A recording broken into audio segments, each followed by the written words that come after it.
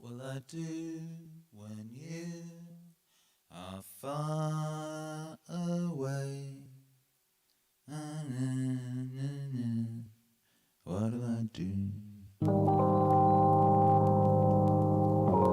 Yeah, it is. Oh, what is cracking, baby? What's cracking? What's cracking? Shouts out to everyone who's been here waiting early. God bless you. Just patiently waiting for your daily dose of righteousness, your daily dose of vibes. Communion, baby. Oh!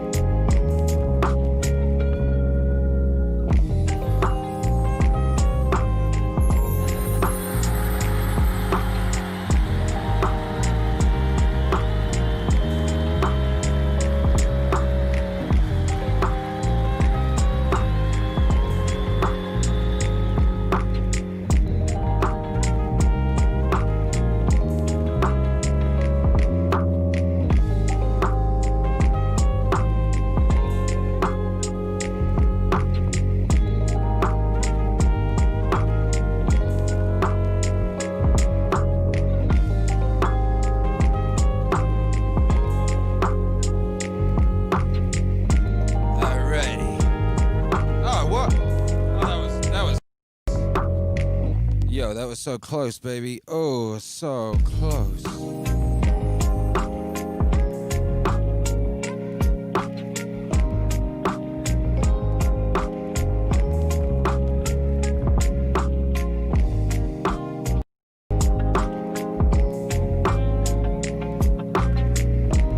Yeah. Oh my goodness. What is happening, everybody? What is happening? You know what is happening? Oh my goodness. What's happening, baby? What's happening? What's happening? Let's crack it. Yeah, there you go. Ooh.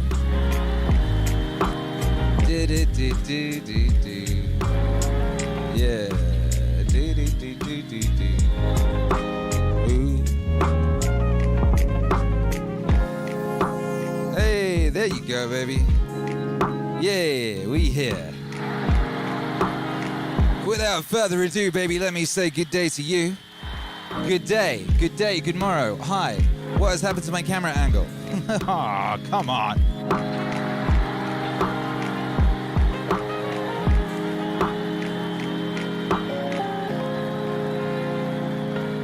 Yeah. Good afternoon, good evening, good morning, whatever it is for you. Welcome to the Meaning Stream, baby. It's the Meaning Stream. It's the Pre-Suasion special. My beautiful wife is now going to come help fix the camera. Needs to come sort of this way a little bit. Yeah, that's about right. Let me move it onto this. Oh, no, back. Ooh. Yikes, now it's gone really wonky. No, that's really... no, that's terrible. That's way worse. Sort of that way a bit. Yes, exactly like that. Do that again. It's come back a little, come back. That's perfect, right there. No, it's gone back. Sort of, I don't know, if you just wiggle it a bit, baby, you know, if you just like wiggle it just a little bit. I want to see you wiggle it. No, that's way worse.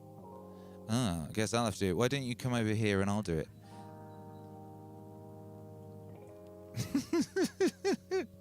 Hey, it's those incremental improvements. You know how we do. Every show it gets a little bit better. No, not at all.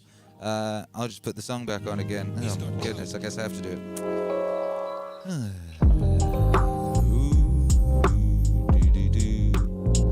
How are you guys, by the way? Are you enjoying these incremental improvements? I bet you are.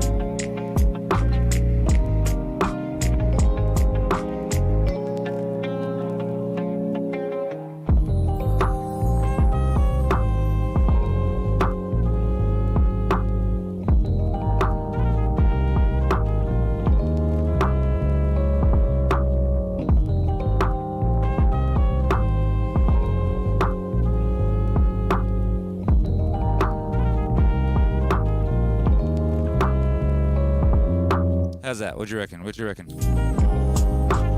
reckon? Are we cooking? Are we cracking? Are we central? Are we cruel? It's a good job my not PTSD. OBS? No, OBS is the video thing I'm using. What you call that thing where when things aren't lined up properly, you get really annoyed? I used to get that real bad. I'm a bit more chilled these days, you know. I'm a little bit more chilled. I was talking with Wadey, you know, we're planning the move. We're going to do a road trip in 2 weeks, you know, and move the studio across the country.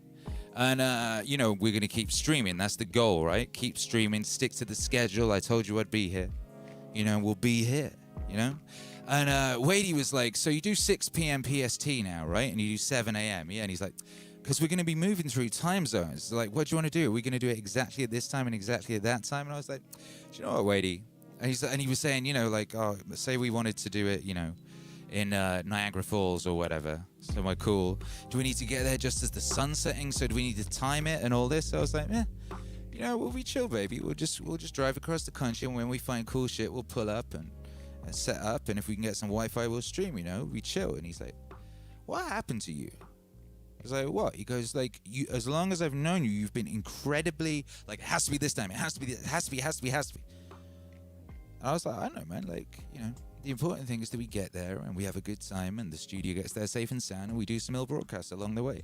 And I guess, baby, I'm just a bit more chill. Somehow I've just become more chill. I was talking to my homie Big Nasty and he was like, what, you smoking on Akira the Don? You sound so chill. I was like, nothing. I ain't smoked nothing for months and months, man. I'm just, you know, I'm just high on meaning, baby. I guess that's it, baby. I'm just living in the moment. That's all. I honestly think that's it. It's funny, you try and try and try your whole life, and then you're like, oh, I think I actually might be in that thing that I was trying to do. You know? And for the most part, you know, it's not perfect. We're not 100%, but for the most part, I really am being in the moment as much as possible, baby. And it's the best place to be because everything else is fictional. Everything else is where anxiety exists and fear exists and worry exists and regret exists and all those unnecessarily unpleasantnesses. You know, I had a realization today. I went for a little scoot. My son's scooter, a child's scooter. I was scooting around LA, and I'm looking around. I'm like, yeah, this isn't. It's like a different place now. You know, it's like a different place. It is a different place because I was thinking to myself, no, because someone asked me. They said, Akira, will you miss LA? And the thing is, the LA I fell in love with doesn't exist anymore anyway. It's a different one now, and it has been for a while, and it's constantly changing. Everything's moving. What is there to miss?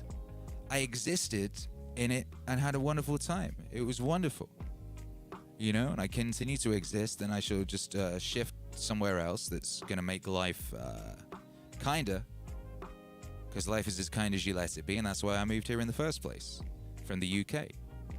I moved here because life is as kind as you let it be, and I realized that here life would be kinder, and now I realize there are other places that will be kinder, you know, and here's, you know, not the kindest place for a 7-year-old boy. And it's just not what it was. It's different. But, you know, I've loved it. And I don't miss anything. I don't miss anything. And in the same way, this has always frustrated Charlotte. She says, are you looking forward to such and such? And I'm like, yeah, I don't really look forward either. I'd be here. And I love here.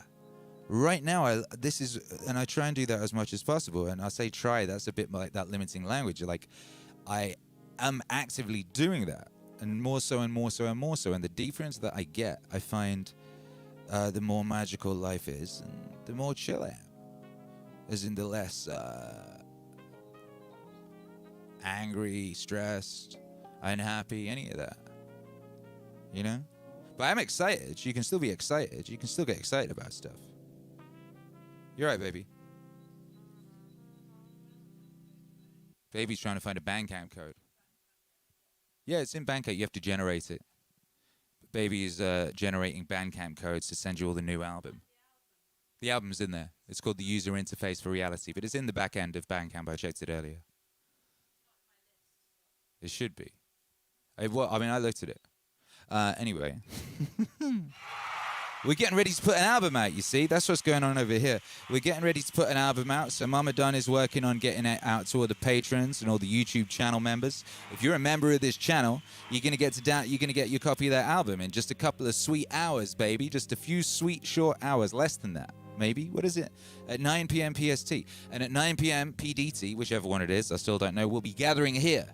Gathering right here together to listen to it. Because it's gonna debut across the world at the same time. And we're going to listen to it together right here on this channel, you know?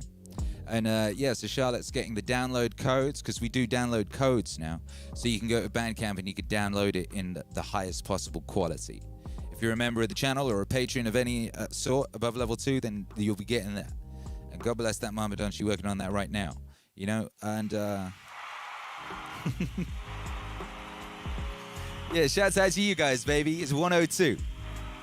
102, right here, right now, says my flying unicorn. That's right, baby, 102. We're right here, right now, in 102. And I could have called the stream that. You know, I'm trying to get further ahead on stream planning, and not much luck so far. At 4 o'clock today, I was like, damn, what's the subject of this stream? What are we doing? I was like, well, the album's coming out. The album with Scott Adams, the user interface for reality itself, and the purpose of the album is to persuade you that you can author your own reality and to give you the tools to do that, to author your own reality, you know, to rewrite the world as you see fit. And I guess for one aspect of you doing that, you got to believe you can do it, you know. And, you know, that's persuasion. And there's such a thing as pre-suasion. The guy who wrote the book on persuasion, Robert Cialdini, he took 20 years to write the sequel, which is called Pre-Suasion. And Pre-Suasion is about how you can lay the ground for persuasion. You know, you can be persuasive in advance. So that's kind of the theme, you know. And one of the persuasive things I'm going to do is play a few MEANINGWAVE songs which will remind you of certain modes. Hopefully remind you of the reality of the functional aspects of MEANINGWAVE. Because many of you have written to me and said, since Naval's How to Get Rich came out, you've added those practices to your life and you have become more wealthy as a result. Some of you have gone from not wealthy at all to super wealthy. Some of you have slightly increased. Some of you have gone from 0 to 100. Let me know in the chat if you've got any experiences of the Naval album being helpful to you in any way, because I find those very interesting. But yeah, here's the opening track from that record. That's why I played the instrumental, you know? The instrumental itself probably primed you with some of those good feelings you got from that record, right? Did it? Is that the case? Let me know if that's true in the chat. Did just hearing the instrumental kind of give you some good cozy vibe feelings of a useful MEANINGWAVE album that helped you in your life? Ooh. Everyone vaguely knows that they want to be wealthy, but they don't have a good set of principles to do it by. Wealth is the thing that you really want. Akira. He's got clout. Wealth is assets that earn while you sleep. Wealth is the factory with the robots that's cranking out things. Wealth is the computer program that's running at night that's serving other customers. Wealth is even money in the bank that is being reinvested into other assets and into other businesses. Even a house can be a form of wealth because you can rent it out. Wealth is businesses and assets that can earn while you sleep. Wealth is businesses and assets that can earn while you sleep. But really the reason you want wealth is because it buys you freedom. The purpose of wealth is freedom. So you don't have to wear a tie like a collar around your neck. So you don't have to wake up at 7 a.m. and rush to work and sit in commute traffic. So you don't have to waste away your entire life grinding all the productive hours away to a soulless job that doesn't fulfill you. It's really just so that you are your own sovereign individual. You're not going to get that unless you really want it. And the entire world wants it. And the entire world is working hard at it. And to some extent it is competitive. It's a positive-sum game, but there are competitive elements to it because there's a finite amount of resources right now in society, and to get the resources to do what you want, you have to stand out. Money is how we transfer wealth. Money is social credits. It is the ability to have credits and debits on other people's time. If I do my job right, if I create value for society, society says, oh, thank you. We owe you something in the future for the work that you did in the past. Here's a little IOU, and let's call that money.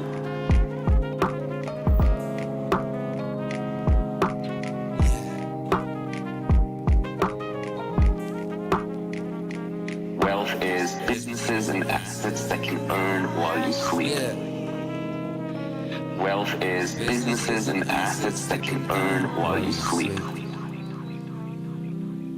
There are fundamentally two huge games in life that people play. One is the money game, because money is not going to solve all your problems, but it's going to solve all your money problems. People know that. They realize that, so they want to make money. But at the same time, many of them deep down believe that they can't make it.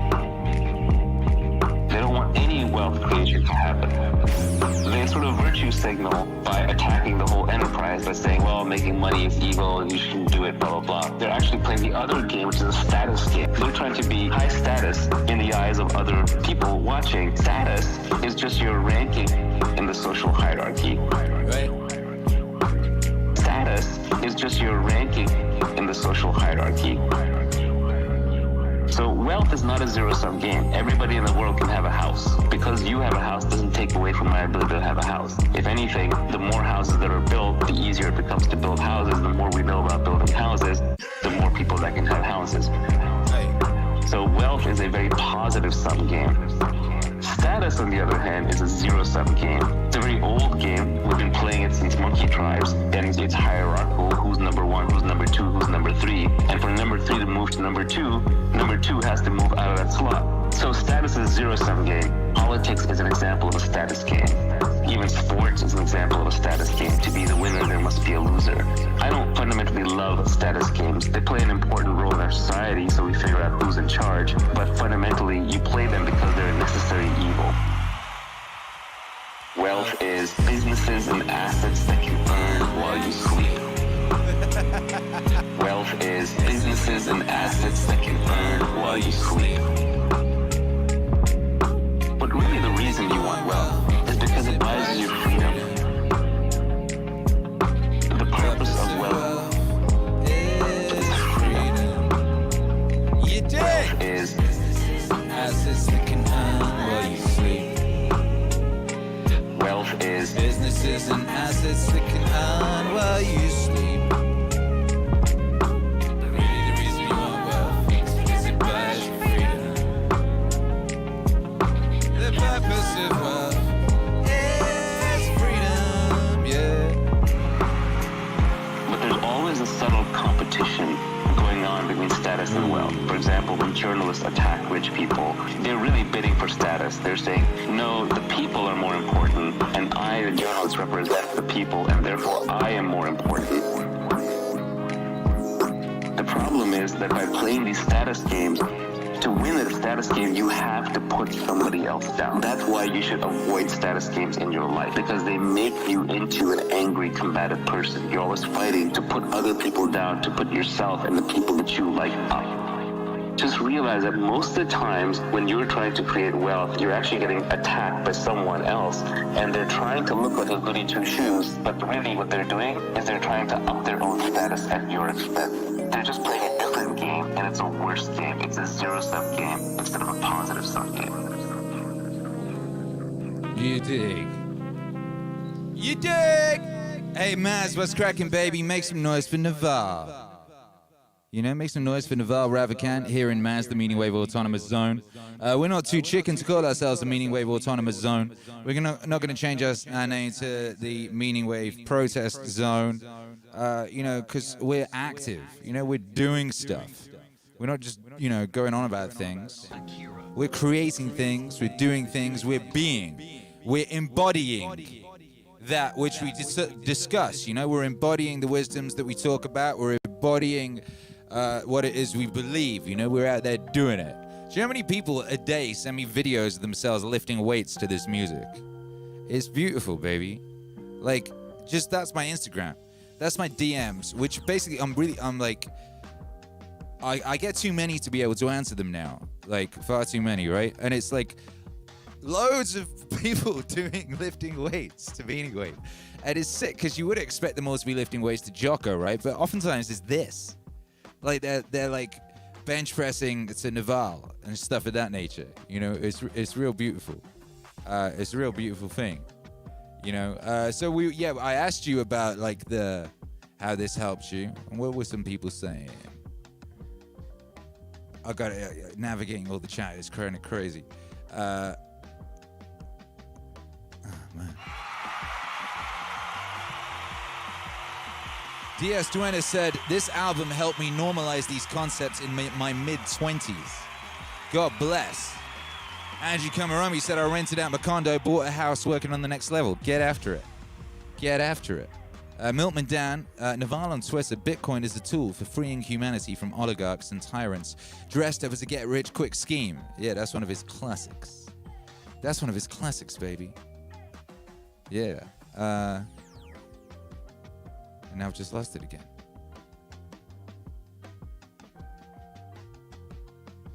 Oh my goodness. Yeah, my chat's now gone crazy and I can't read it. And now I'm seeing people talking about poop on the streets. Poop on the streets! Yeah, that's San Francisco, baby. That's San Francisco, and downtown LA is the same way now, baby. Downtown LA, like the bit where my studio is, went from like nice and civilized to Mad Max over the course of a few years. You know, pretty crazy. Pretty crazy. Anyway, that was Naval talking about so many of those concepts that are dear to us. But one of the things he pointed out, you know, is like, you got to believe it. You got to believe you can be wealthy, otherwise you never will. You've also got to believe that, you know, wealth is not evil. Otherwise, a part of you will try and sabotage yourself into not getting it because you've been conned into thinking it's evil. and it can only do bad in the world. The people who want you to believe that are the people who want to have it all for themselves. And when I say all of it, that's not just wealth, that's power and control. Power and control. Those who wish to have control over others will utilize all the psychological tricks in the book to keep that power and control to themselves, because they don't want you free. The they that DJ Khaled warned you about, they don't want you to be free. And the purpose of wealth is freedom. Freedom! And you know, here at the Meaning Wave Autonomous Zone, we value freedom above pretty much everything. Like, freedom's number one, baby. That's why I'm moving to Texas. Ow! You know, freedom is number one, baby. And that's the purpose of wealth. You know, so Navarre showed you how to get wealth, you know, with that part one. We got part two coming. That'll be the cement of that thing, you know. We'll pull the whole thing together. This album with Scott Adams is it's a component part of that, I guess. You know, it's going to teach you how to author your reality. And, you know, how to take control of that reality. You know? And I guess I'll play the intro song. A few people had a bunch of questions that were kind of on different topics, but I should answer them. Someone had a question about steak. Someone had a question about steak, baby. You know I'm an authority on steak. If I could find that question on steak. I need a way of organizing the chat. There's got to be a way of organizing the chat. The only way I can see things, if they're super chats, then it sticks them in its special thing. Otherwise, I can never bloody find anything. All right, I can't find it. Never mind. Someone was asking about member badges. There's 3 stages of member badge in the first 3 months. 1, 2, 3. So you go from like a sort of purple to a bright neon-y purple to gold. And then the next stage of member badge upgrade is at 6 months. And then there's another one at 12 months. That's how it is. That's how it's organized. There you go, Lex Weisbaum. Lex Weisbaum said, for the carnivore diet, do you eat 3 steaks a day or do you eat 3 meals with as much steak as you need? You just kind of eat when you're hungry, you know? And you eat until you're not hungry anymore. And these days, what happens these days? These days, since I've been in the crib, not in the studio, my wife brings me food, you know? It's an amazing thing. I'll be sitting up here working, and usually, I guess, after I've been up for about 5 or 6 hours, I get hungry.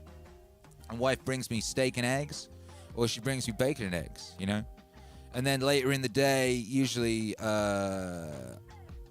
just after the stream, I just eat a big-ass plate of steak until I can't eat no more steak. And that's about it, baby.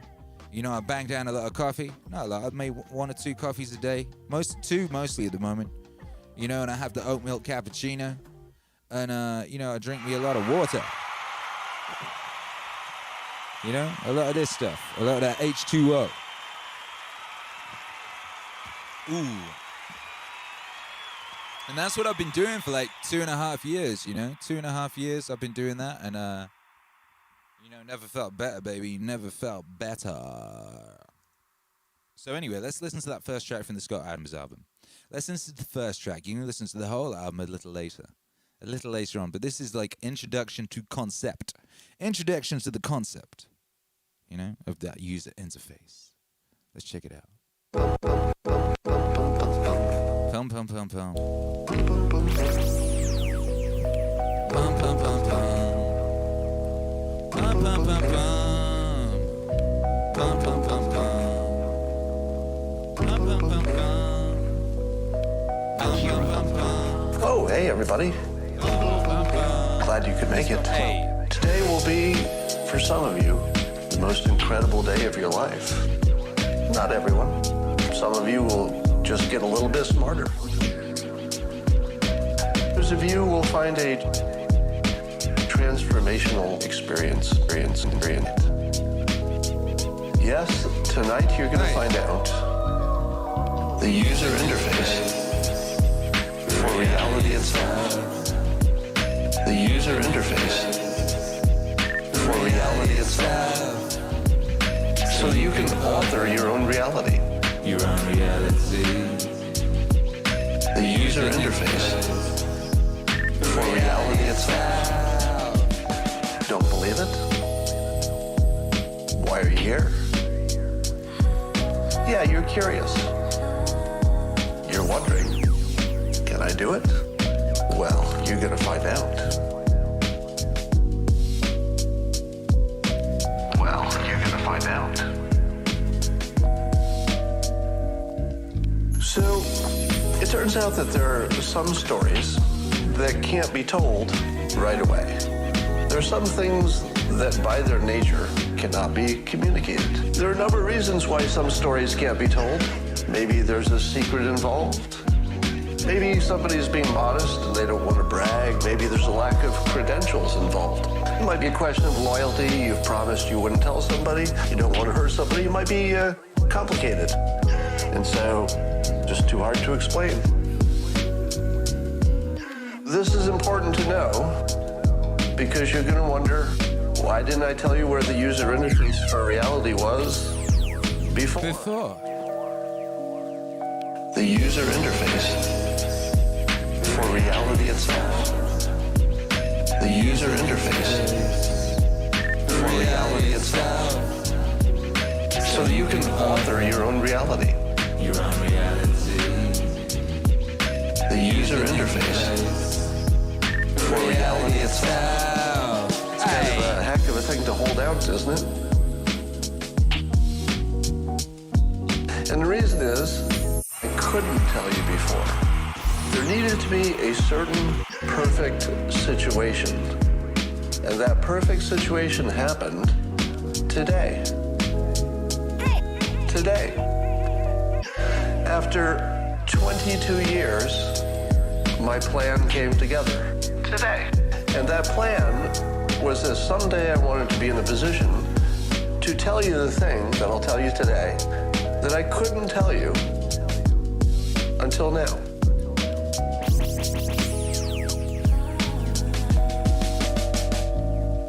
The user interface for reality itself. The user interface for reality itself. So that you can author your own reality. Your own reality. The user interface for reality itself. Alright. Pum pum pum pum. Yo, you better smash that like, by the way. There's a whole bunch of you in here who've not yet smashed that like. What do you think this is? What do you think this is, baby? You gotta smash that like when you're in Maz. You gotta come into Maz, you gotta smash that like. That's what you do. You step through the gates, the big, beautiful, pearly-ass gates, baby. You come in, you smash that like. Dump. You know what they say about people who don't smash that like? Nobody likes them. You know those people who do not smash that like? Yeah. Oh, I don't know about that guy. Did you see her? She didn't smash the like. Nah, nobody likes that, baby. Just a word to the wires, you know? Pum, pum, pum, pum, pum, pum. Hey!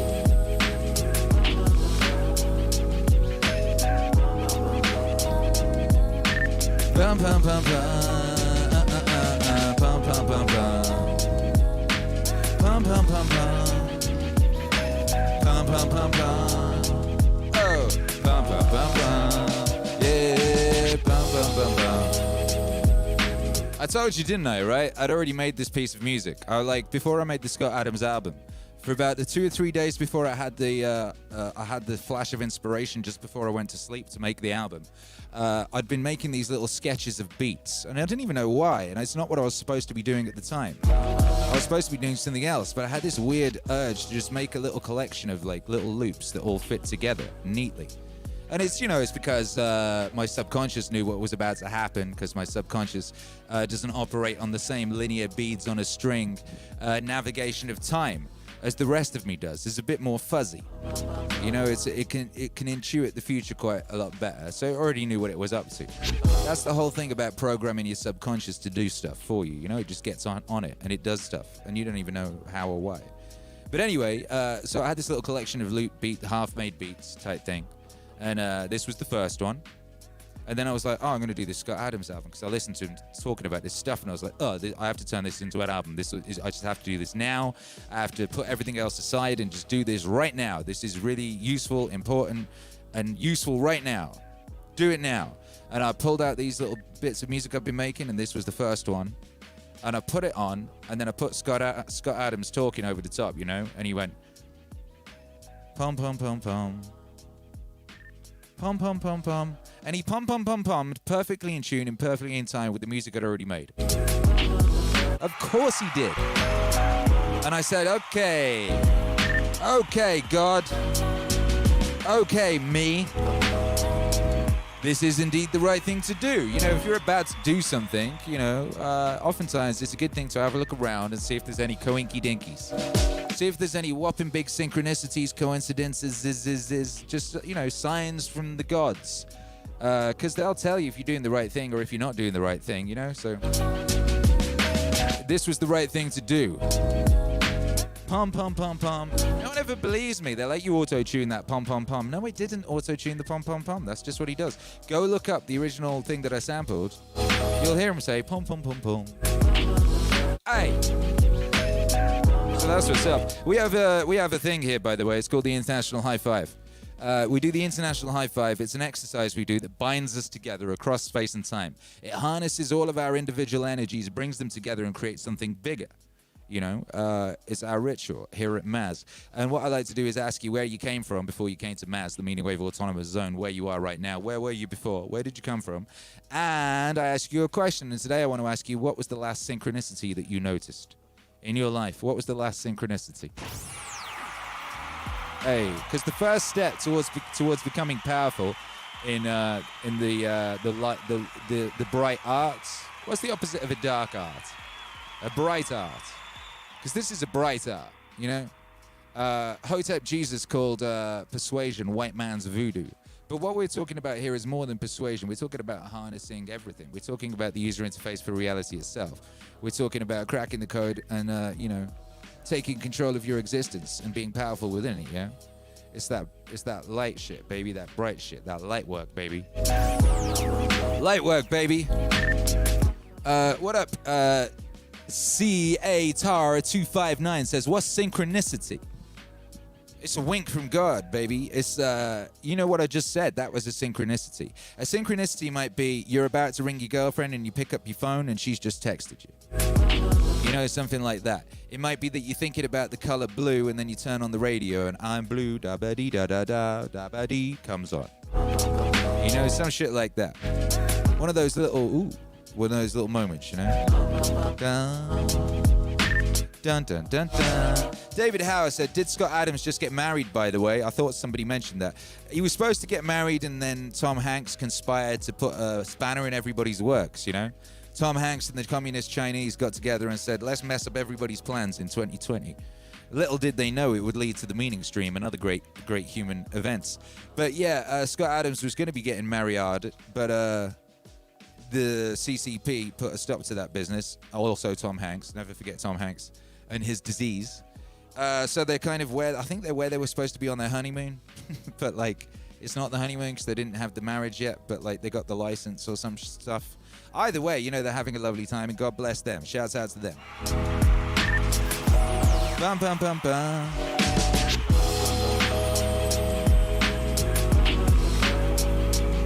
John Hansen said, I had one. I said, if God exists, I'll look down and I'll find a 4-leaf clover. Boom, there was one right between my feet. That was 30 years ago. Nice. Nice. YouTube Hero Alex said, yesterday, emailing you and Charlotte, then being DM'd 30 minutes later, completely unrelated, lol. Nice. Nice. Well, what's funny about that is that 30 minutes previously, when you sent the email, we were talking about you. You know, we were sat there talking about YouTube Hero Alex and what a guy he is. We were like, that YouTube Hero Alex, what a guy. You know? Hey. Marionette says, I came from a very frustrating meeting at my gun club. Perhaps the last synchronicity was a dream that mirrored my efforts to help people I know become stronger. Pum, pum, pum, pum. Nice. Defcon 25 Blaze, SINY Northeastern. Shabba. DS20 says, so damn ordained, it's cray. Yeah. Lex Weisbaum says, I'm waiting for the International High Five to smash that bad boy. Yeah, well, you better. We're going to smash that thing, but I need to know where you came from and what your synchronicity was. You know? I need to know people's synchronicities. Tell me about your synchronicities, baby. I want to know more synchronicities. Someone was asking what steaks I eat. I eat rib eyes. I eat rib eyes, eyes of the rib. You know, they're the best ones. And also, if I'm really lucky, really lucky, baby, what did I have for my birthday and for Father's Day? I had the, what's the one that looks like a hammer? It's got a real big long blade, bone coming out of it. What's that one called? I've had that twice now, and that's the best. Anyway, that one. Yeah. James Gunn says, is this a Robert Cialdini stream from the title? Well, that's part of, you know, that's the vibes. I was talking about this earlier. Maybe you missed it. We were talking about the aspects of persuasion. Later on with the album, we're going to persuade you to become the author of your own reality with an album. That's what we're going to do, because I've told you, the way we save the world, right? Save the world. Like the world needs saving. Oh, save me. You know what I mean, though, right? The way you make the world better, shall we say, is by making yourself better, you know, and making your surroundings better. You know, don't be yourself. Be a better version of yourself. Because there's a better version of yourself trapped inside you waiting to come out. Just like you got a block of marble, inside it is the statue of David. Just waiting to come out, you know? Inside you is that better you, you know? Waiting to come out. Waiting to be set free, unleashed on the world. And, you know, one of the things we're going to do today is give you the tools to be a really, really powerful superhero you. Give you some tools, baby. We're going to give them to you in about an hour and a half. You know, but before we do that, I'm going to do a bit of pre-suading, that's even possible. Put in some little subtle vibes and stuff. Here's one way of describing pre-suasion, right? From some tests that were done. And Robert Cialdini, when he wrote his book on persuasion, you know, he went undercover as a car salesman for years. He spent years writing that book and going into all these variant disciplines to find out the arts of persuasion, that white man voodoo, as Hotep Jesus called it. But I don't think it's race specific, you know. I think it's, you know, I don't think it's even, you know, my son is so good at it. And he's getting pretty good now. Babies are really good at it. Babies are good at it. You don't even have to have language to be persuasive. You know, but anyway, your boy Robert Cialdini, who wrote the books, he wrote the book on persuasion and then pre-suasion. He found that in a wine shop, right? In wine shops that played French music sold more French wine. Wine shops that played French music sold more French wine. And the people buying the wine weren't aware that that had any kind of contributing factor to their purchase. They thought it was them coming up with the idea to buy the wine, or it was them when presented with a selection of wines that they chose the French one. They thought that was just, you know, them making a decision. But there was French music playing that persuaded them that French shit in general was fly. You know, isn't that crazy? Isn't that crazy, baby? It's a beautiful thing. You know, it's a beautiful thing. You can learn a lot from people, you know? You can learn a lot from all sorts of people. You know, you can learn from people in wine shops. You know, you should always assume that the person you're speaking to might know something that you don't. What you want to do is you want to enter into a conversation so that you come out wiser than you went in. Segway! The best example of this is when you're having an argument with your intimate partner, let's say. Because you're going to want to win. So then you got to think, okay, well, wait a second. We better sort out what winning means here. So let's say that you're more verbally fluent than your partner and more treacherous. So you can win. That doesn't mean you're right, first of all. Winning when you're wrong is a really bad idea. Because then you think you're right. And you're not. And then maybe the person can see things you can't, but can't verbalize them quite as well. Well, you might want to listen. Just there's the possibility that they're trying to tell you how not to run headlong into a brick wall.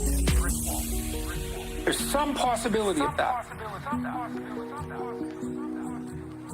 And so maybe you even have to help them formulate. It's like, okay, I don't get exactly what you're saying. I don't get exactly why you're annoyed. I'm not sure exactly what you want me to do to change it.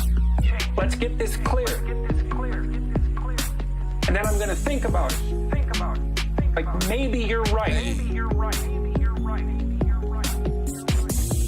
Maybe you're right. I'm going to see if possibly you're right. I'm not going to roll over, because I would rather you weren't right. I'm not going to change. But I am going to listen. I would rather not run headlong into a brick wall if I don't have to. And so that's the idea with the conversation. Yo, I just had one. I just had a coinky dink just then, right? Do you know what happened? I had a little synchronicity, a little sync. I'm playing that song, right? I just put that song on, and then I was like, oh, as soon as that song finishes, because it's short, I want to play the instrumental from that song, right? So it'll be a harmonic continuation, and it won't be jarring, and it'll be pretty and nice to talk over.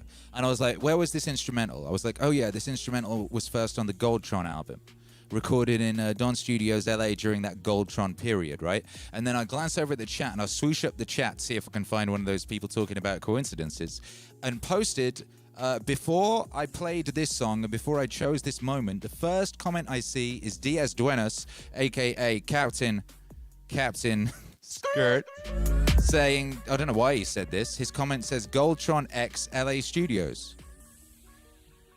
Isn't that funny? I'm just thinking in my head, Goldtron. And that Goldtron period of Don Studios, specifically to find a piece of music, and I look at the screen, and that's written there, and it's the first thing I see. You know, so evidently this is the right stream to be doing. You know, we asked for signs, and signs were sent. Marionette says, if wine shops played Californication, would they buy California wine? Yes, basically. Yes, they would. People would buy, if they were playing Californication, people would buy more Californian wine. It just works, baby. I don't know if you've ever tried any of this stuff, but you should definitely try it. Because it works. Blackrock Beacon, feels like it works. Blackrock Beacon PA says, I've been experiencing synchronicity more and more lately with life arches. A lot of systems are set in motion a long time ago have all come together to provide a path to the next level. Wrong button, sorry. Yeah, that's what happens. Isn't it amazing? That's what happens. You just put those systems in place and then inevitably, boom, boom. Shouts out to Sheila D613 out there in Canada. You know, out there in Canada. Says, I've been feeling strung out at work. I was waiting to get a call for a new job. Today I got the call and was so relieved because I felt like I couldn't go another week in that department. Thank you, gods! Yeah. Yeah. Yeah, DS Duanis Tacoma, mind, body, soul connection, glass ceiling smashed through. Yeah. Austin Z in Texas, most recent synchronicity, flooding here in Houston. A Texas flood while being drenched in meaning wave. Splash. Splash. Tragic Slip says, I dreamed a treasure under the shore break of a Pacific beach. I put a piece of gold in my pocket and woke up rich, man. Wife loves, I love her, and my friends winning is me winning. Your friends winning is always you winning. Andrew Kumaromi says, Scarborough, I made a video layering the Peterson-Harris debate over chill hop and some nature visuals and thought this is the most amazing way to consume meaningful information. Then I discovered Akira the Don. Hey. Crazy how it goes, baby. It's crazy. It's crazy. That's the way it goes. Hey, it's crazy. You dig.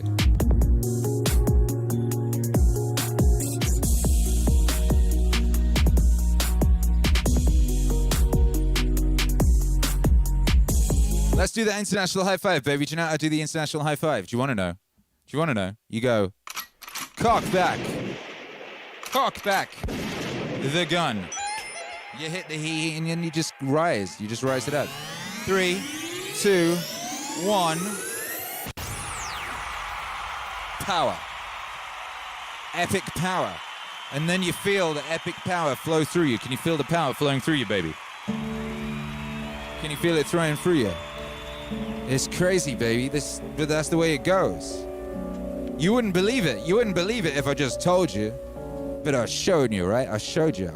Now you feel that power flowing through you. Between the words we use, explicit and implicit. They're very valuable words.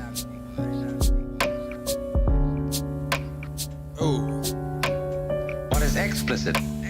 What's on the outside? Let's say how we come on publicly. Explicitly, We are thus and so. We have a fight. We're in competition, say, in business, explicitly. But implicitly, we've worked this out. We've agreed in a secret way that nobody knows about that this competition is extremely valuable to both of us. Take it politically, for example. Let's take the situation of Russia versus the United States. Explicitly, in public, this has to be a big fight. These two ways of life, these two ideologies are opposed. They say, no, we are... But behind the scenes, it's all been carefully worked out. You bet it has. That this opposition has to happen. Because our economy depends on it, and their economy depends on it. And everybody knows this, who's smart. But there are a lot of people who get taken in by the propaganda, and they should be taken in because that makes the thing work. It's crazy. But that's the way it goes. It's crazy. But that's the way it goes. It's crazy. But that's the way it goes. It's crazy. But that's the way it goes. And everything works this way. When swans start to mate, they're not sure what they're supposed to do. And they begin to fight. I had a long talk about this with C.G. Jung. He lived on the edge of Lake Zurich, and he had a little summer house right on the water's edge, and there were many swans there. And I was getting up at the end of a conversation with him, and we were beginning to walk back to the main house, and I said, "Isn't it true that swans are monogamous?" And he said, "Yes, they are." He said, "Do you know, I have had most interesting relationships between these swans, and many of my female patients who thought they were homosexual." And Jung wasn't a sexual snob. I mean, he understood all the legitimacy of all kinds of sexual variation. But he said it has been a point of departure for our discussions. And he said it's a very funny thing that when they begin to mate, they start fighting. And they don't know what it's all about, and then suddenly the fight turns into lovemaking.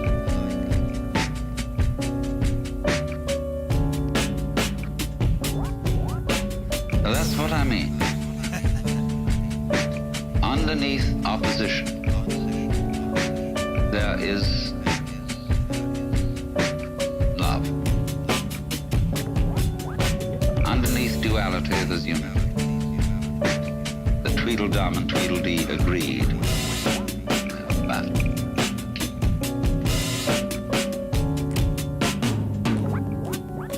it's crazy. But that's the way it goes.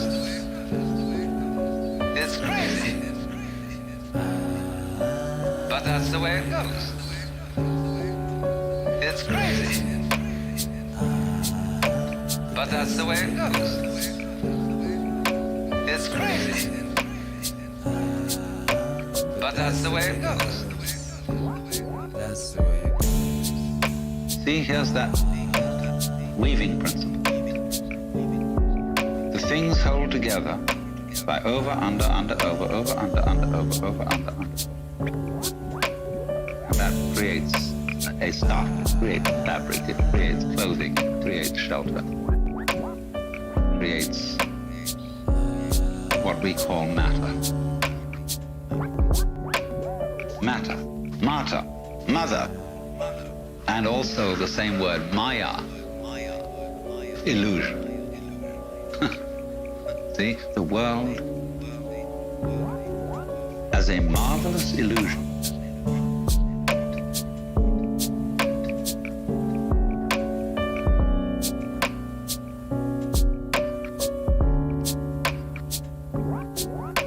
It's crazy. But that's the way it goes.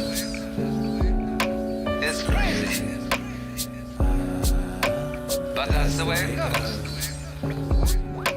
It's crazy. But that's the way it goes. It's crazy. But that's the way it goes. It's crazy. But that's the way it goes. It's crazy. But that's the way it goes. It's crazy. But that's the way it goes. It's crazy. That's the way it goes. A marvelous illusion. Hey.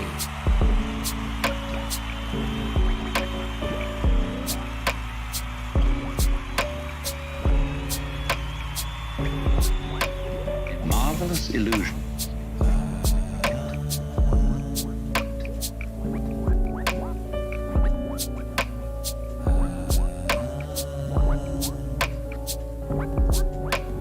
Marvelous illusion.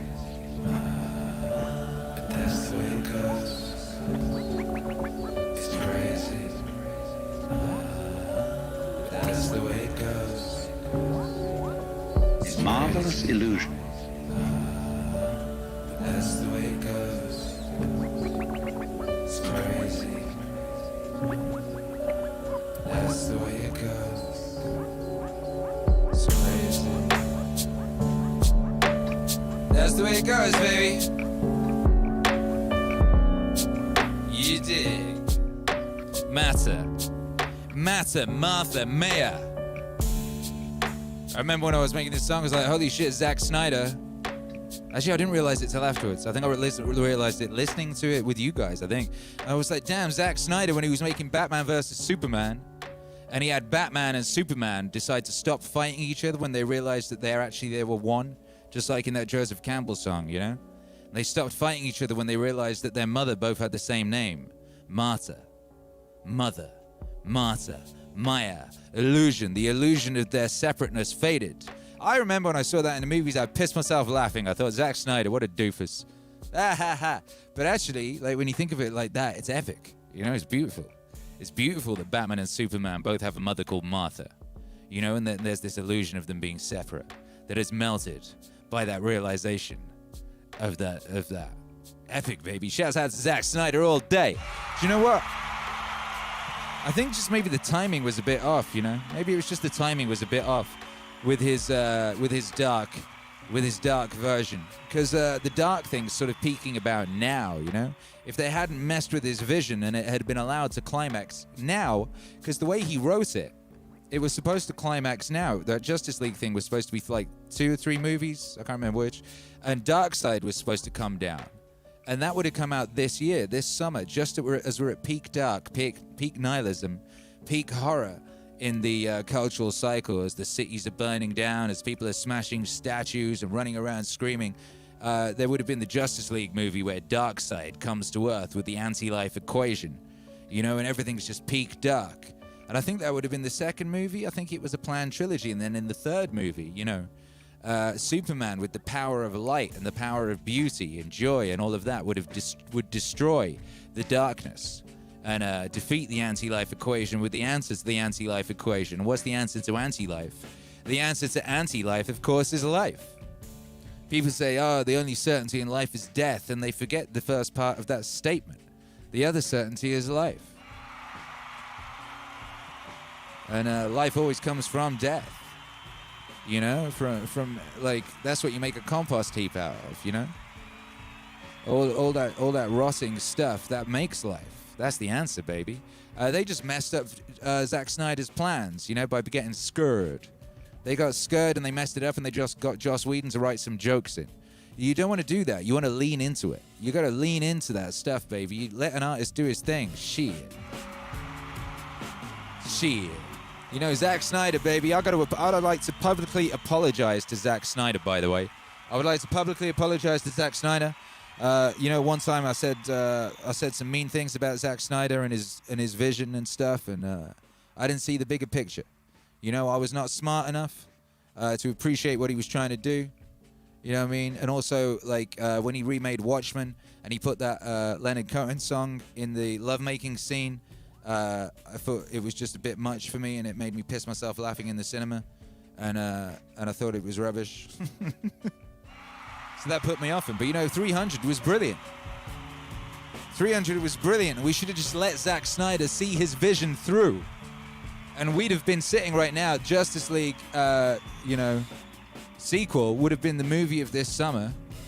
It would have been the first movie that came out after COVID, after Tom Hanks. The first major blockbuster movie to come out after Tom Hanks would have been that Justice League movie. In another reality, that happens. You know, and it's epic. Damn, baby. But that's the way it goes. It's crazy. That's the way it goes. You know, I gotta shout out the chat. I gotta shout out this beautiful audience. I gotta shout out this fine community of Maz, MEANINGWAVE Autonomous Zone. These beautiful people like John M., who says synchronicity, love, duality. It's where the explicit and the implicit meet in the middle. Just in love with your music, man. Yo, well, you're a beautiful creature, and that's why, you know? Real recognize real, beauty recognize beauty, and ugly just sees ugly, you know what I mean? And I feel bad for ugly, you know, but the only thing we can do is just keep smashing out the beauty, baby. Just keep whooping them upside the face with vibes. Sativa Skunk says there are realms outside us, and Akira acknowledges and cheers those different and alike. We are the universal love story. Yeah, baby. Sometimes reading my chat is like reading an epic poem, you know, written by one of the greats. Or it's like reading Homer, you know? The Savage Chill says, I think it would have been cool if Snyder did the Doomsday story and the Bat vs. Superman is separate movies. Seems like too much of two stories in one movie. I guess he was trying to tell the epic story, you know, and it was the foreshadowing. You had the foreshadowing. You had Batman, you know, in the trench coat in that desert of the desert of the real, you know? And it could have all hung together if he hadn't been... Because, you know, the version that I saw in the movie theaters wasn't his cut either. They fucked with that, didn't they? And then they put out another version that was like his version afterwards, and everyone said it was way better, but I didn't see it, so I don't know. And I can't comment on that which I do not understand.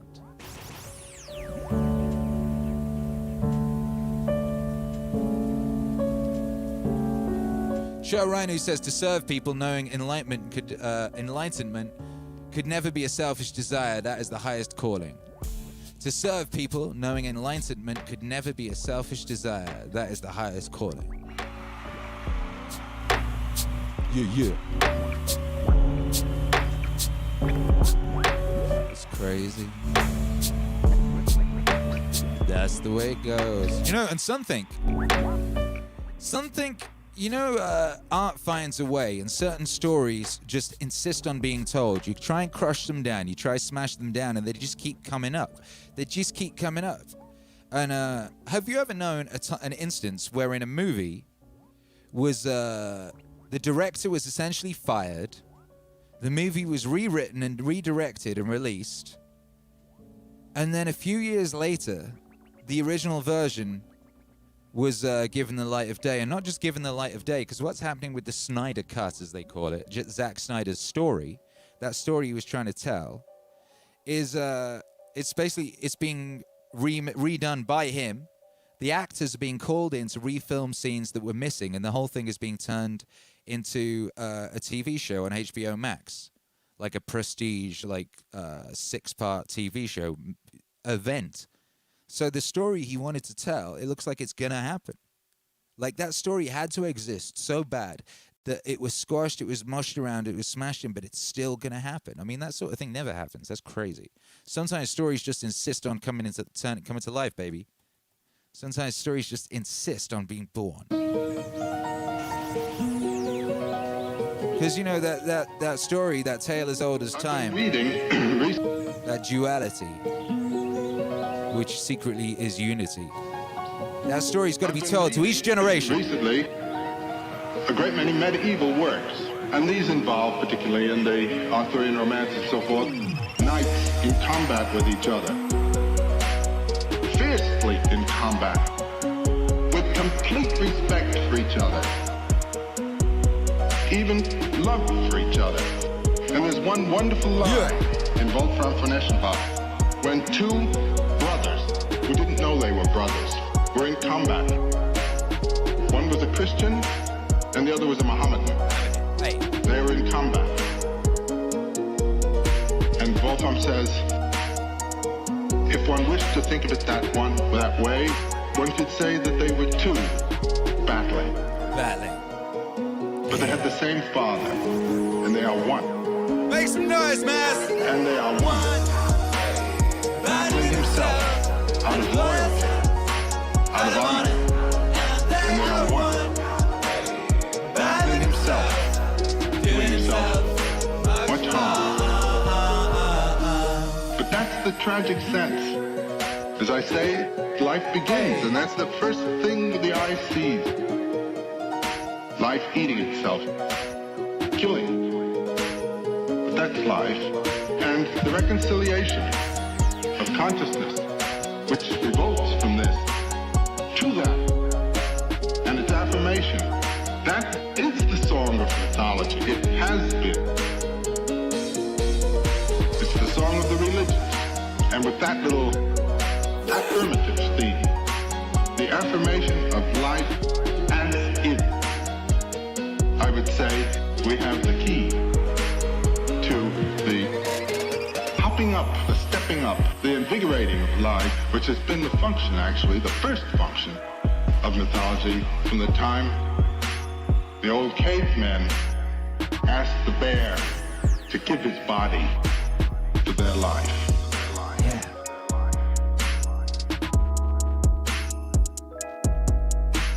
For their life.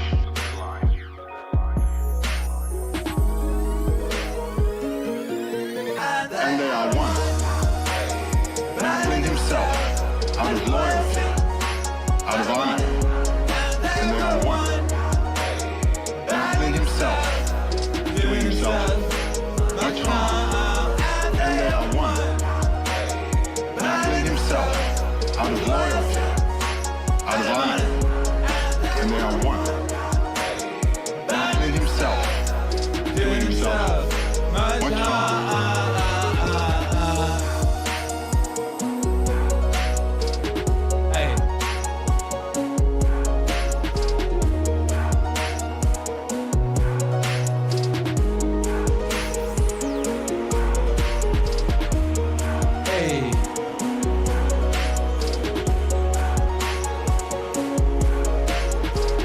Make some noise for Joseph Campbell. Fine citizens of mass, make some noise for Joseph Campbell. And yourselves. The theme close with thanks to you all.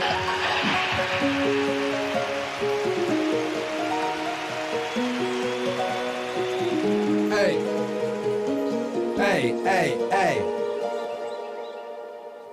Hey, thank you, everybody. Thank you very much. Fine citizens of mass. Oh, come on. Come on, you really are too kind. Look at you constructing all them sound pylons out there. I do appreciate it.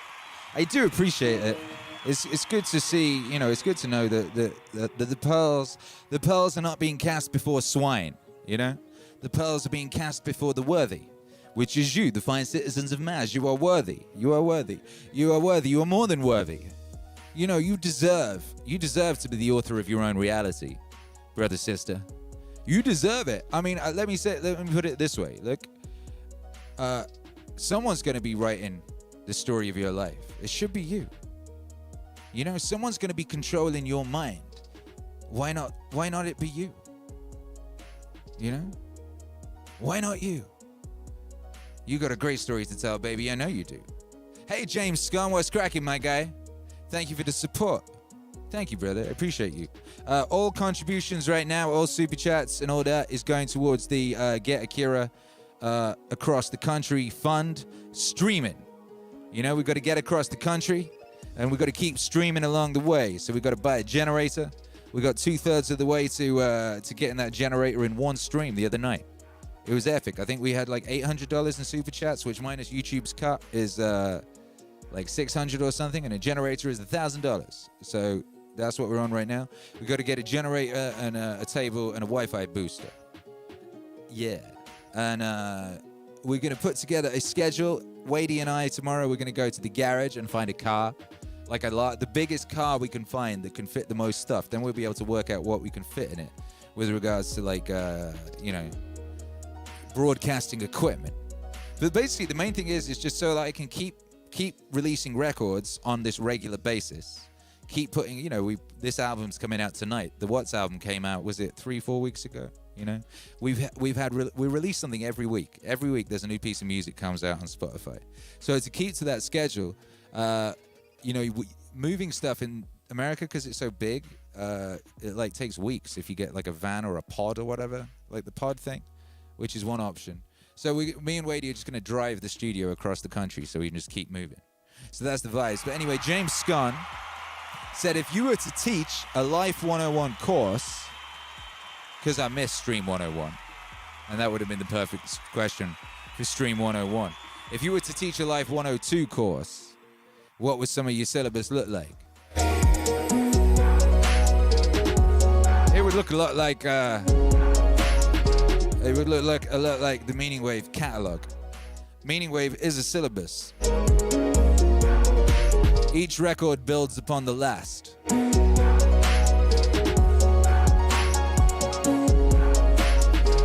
Each record lays down a proposition of some kind, some ideas of some kind, and the next one builds upon that and builds upon that. I have a roadmap going forward, off into infinity, baby. And there are certain things we're building towards, always things we're building towards. Just like that Marvel Cinematic Universe, the MEANINGWAVE universe is building towards things.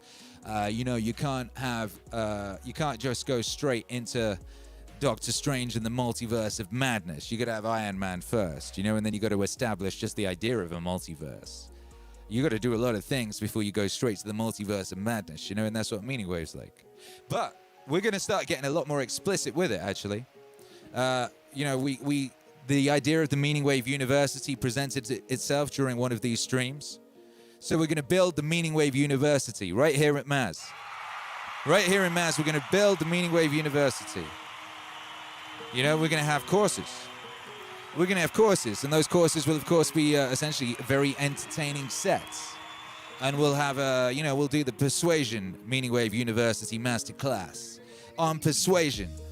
And we'll have epic records on Persuasion. And what I'm going to be doing is I'm going to be going, okay, so here we have these records, and they'll all fit together on the course of Persuasion. But, we're missing a few aspects, and I'll just make songs that fill in those points, Because the way I've been looking at it, building it, is in these albums, these things that build on top of each other. But then within these things, there are lessons, there are squads.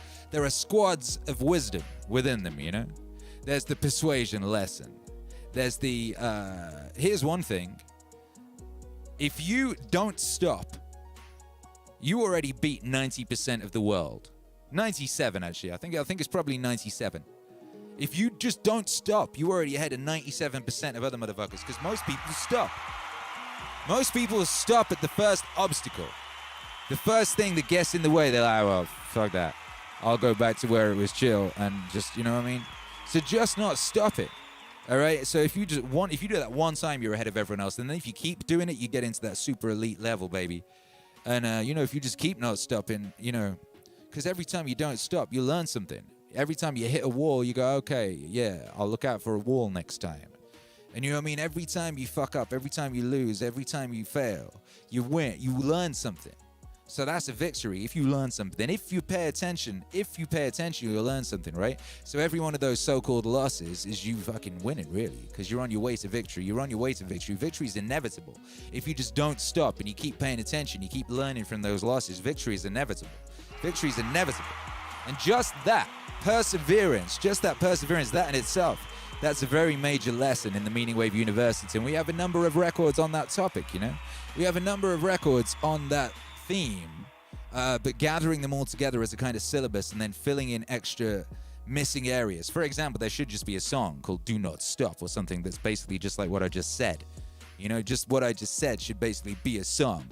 And so that's what we're going to do. We're going to be doing the MEANINGWAVE University, and we're going to be, it's going to be dope. So thank you, James Scott.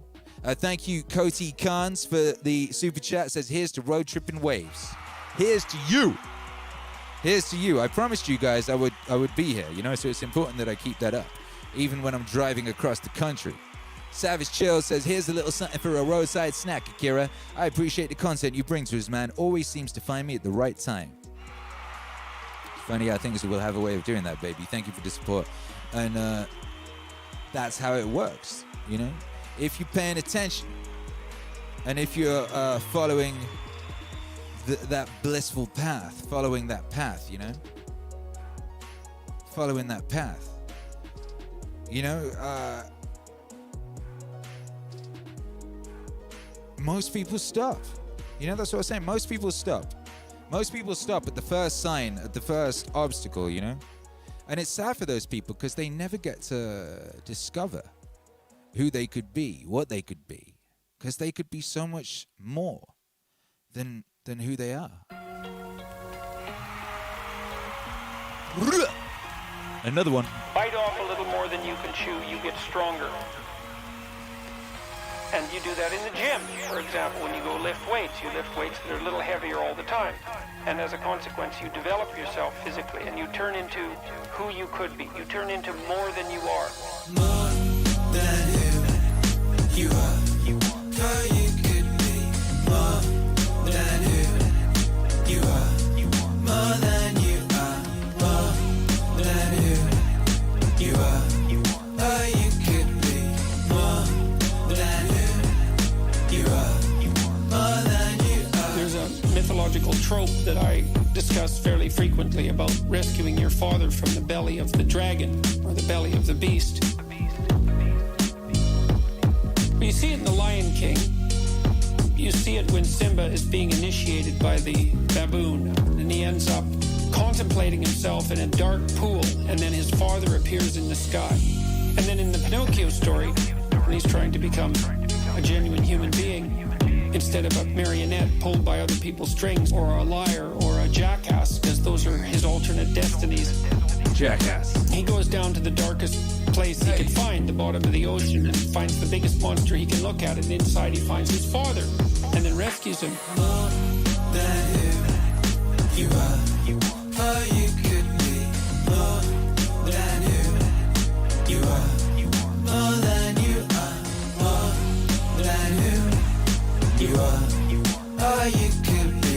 More than who you are. More than The you question are. is, why do you find your father when you look into the abyss? Imagine someone's pursuing a goal.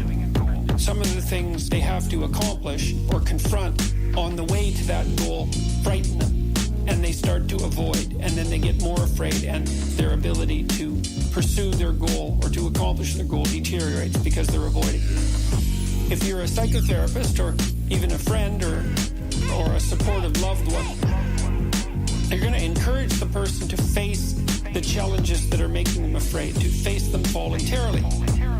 What happens as a consequence of that is that the person usually is able to overcome those fears and develop the necessary skill and to prevail. That's partly because, not so much because they get less afraid, but because they get more skilled and more courageous. If you bite off a little more than you can chew, you get stronger as a consequence. And you do that in the gym, for example, when you go lift weights. You lift weights that are a little heavier all the time.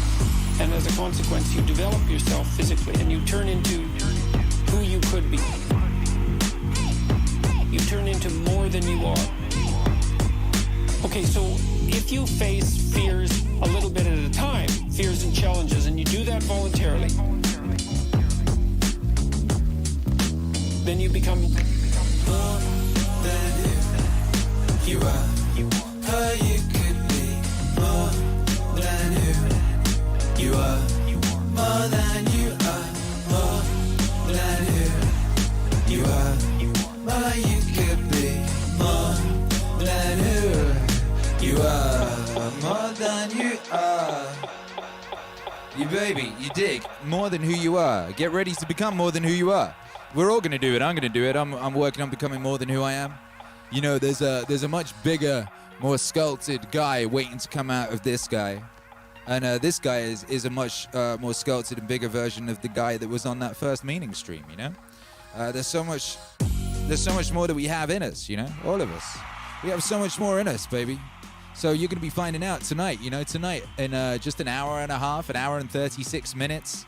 You're going to be handed the buttons, baby, the buttons to the machine. You're going to get the user interface for reality itself. Now, Scott Adams said to me, Akira the Don, he said, I will indeed grant you permission to use my voice and use my words. I will, he said. And I said, thank you, Scott.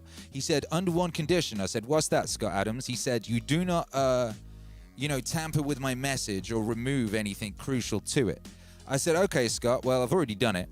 And I've already removed some things from it. I removed every time you mentioned a politician or political figure or contemporary event or person. And I said I do that because I want MEANINGWAVE to be completely free as much as possible from politics, contemporary events, news, stories, anything like that. For many reasons. One is it really dates a thing. It really dates a thing. You know what I mean? If you hear Richard Nixon mentioned on the track, you're like, oh, that track's from 83 or something. You know what I mean? Like, whatever it is. Late 70s, early 80s, right? You know what I mean? MEANINGWAVE needs to be timeless. Also, MEANINGWAVE needs to be borderless. Not borderless. Borderless is the wrong word. It needs to be... we have this issue currently where people treat politics like football. There's a whole lot of people who don't even think about what they're doing. They just treat it like football. Like, I support this team, you support that team. Go fuck yourself. Back in the... when I was a little kid, there used to be this soccer violence thing in the UK. And people would just go to soccer games to get in to fight the other team's fans. And it was real serious, you know? They would...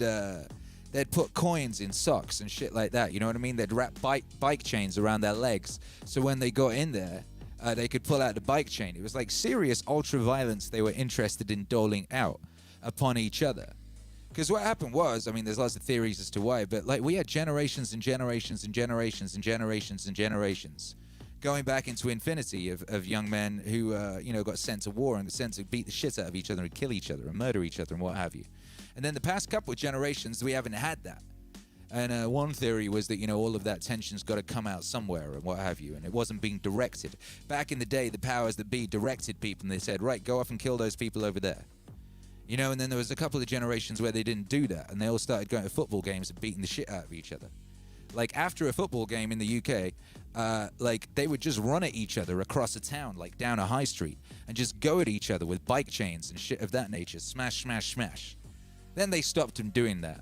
Nowadays, that sort of thing is coming back, and they're tying it to political affiliations in some way. That, and anyway, all that stuff is cringe. That stuff is all cringe. Now, political conversations are important and useful and can be in the right place, but the place is not in MEANINGWAVE Records, and the place is also not in the chat at Meaning Streams, because this is a club, this is a party, this is a vibe regulation thing. And it's about creating a place where we can get away from some of that shit. Because that shit is everywhere. It's just impossible. I open up my inbox every day and there's just some ideological possession being blamed at me from literally every company that's ever gotten my email from somewhere. I spend most of my life screaming, F off brand. Just be gone brand. Cock off brand. You liar. You don't even care about this stuff, brand. Where were you last week? Where were you a couple years ago? Where were you then? Why aren't you talking about this? Why aren't you talking about that? Da-da-da-da-da. And it all gets very dull. But anyway, so I said, yeah, Scott Adams. I'm removing all those political mentions. And sometimes with Scott Adams, that's difficult because his whole show is about the news and what's going on now. Because Scott Adams is engaged in an operation of reframing the world for you in what he believes to be a positive way to try and help us have a positive outcome. The news is screaming bloody murder. Oh, it's all awful. If you talk to a person who watches the news, they would think they lived at the worst time in recorded human history as opposed to the peak. They would think it was worse now than it's ever been when it is in fact better than it has ever been for more people than it has ever been. But if you read the news, you have a completely distorted view of things. So Scott Adams tries to reframe. That's what he does. But yeah, that's what I said. I said, Scott Adams, I've taken out the political stuff and I've taken out the ums and the ahs unless they were rhythmical or cool, And I've compressed your voice and I've made it sound a bit sexy. I have. I'm sorry, Scott Adams. And he said, you know what, Akira the Don? That sounds good to me. I trust you. You're a doctor. He said, you're a doctor, and, you know, I trust you. And I said, thank you, Scott Adams. I will not fail you. I said, I will not fail you, Scott Adams. And I guess we're all going to find out whether or not I failed Scott Adams. We're going to find that out. We're going to find that out in an hour and a half together. We're going to discover. And that's going to be epic. But here's the thing, baby. You're about to get yourself some superpowers. You're about to get the keys, baby. You're going to get the buttons for the user interface to reality itself. So this is a good time to ask you a question. I wonder, Maz, what you would do if you had the power to dream any dream you wanted to. Ooh, ooh, ooh!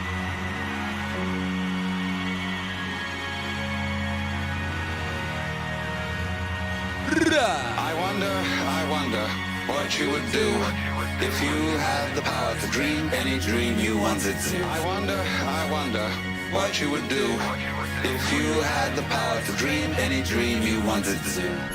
And you would, of course, be able to alter your time sense and slip, say, 75 years of subjective time into 8 hours of sleep.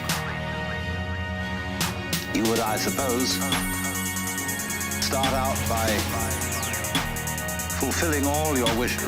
You could design for yourself what would be the most ecstatic life. Love affairs, banquets, dancing girls, wonderful journeys. Love affairs, banquets, dancing girls, wonderful journeys, gardens, music beyond belief. Akira. Music beyond belief. Ooh. Music beyond belief. I wonder what you would do if you had the power to dream any dream you wanted to. I wonder what you would do if you had the power to dream any dream you wanted to. Any dream you wanted to. Any dream you wanted to. Any dream you wanted to. I wonder what you would do if you had the power to dream any dream you wanted to. And then after a couple of months of this sort of thing at 75 years a night, you would be getting a little taste for something different. You would move over to an adventurous dimension where there were certain dangers involved and the thrill of dealing with dangers. And you could rescue princesses from dragons and go on dangerous journeys, make wonderful explosions and blow them up. Eventually get into contest with enemies. And after you've done that for some time, you'd think up a new wrinkle. Yep. To forget that you were dreaming. So that you would think it was all for real. And to be anxious about it. Because it'd be so great when you woke up. I wonder what you would do if you had the power to dream any dream you wanted to. I wonder what you would do if you had the power to dream any dream you wanted to. Any dream you wanted to. Any dream you wanted to. Any dream you wanted to. I wonder what you would do if you had the power to dream any dream you wanted to. And then you say, well, like children who dare each other on things, how far out could you get? What could you take? What dimension of being lost, of abandonment of your power, what dimension of that could you stand? You could ask yourself this because you know you'd eventually wake up. After you'd gone on doing this, you see, for some time, you would suddenly find yourself sitting around with all your personal involvement, problems, etc., talking with me. How do you know if that's not what you're doing? Could be. Because after all, what would you do if you were God? I wonder what you would do if you had the power to dream any dream you wanted wanted. I wonder what you would do if you had the power to dream any dream you wanted. Any dream you wanted. Any dream you wanted. Any dream you wanted. I wonder what you would do if you had the power to dream any dream you wanted. What would you do if you were God? What you would do if you had the power to dream any dream you wanted to. What you would do if you had the power to dream any dream you wanted to. Any dream you wanted to. Any dream you wanted to. Any dream you wanted to. I wonder what you would do if you had the power to dream any dream you wanted to. What would you do if you were God?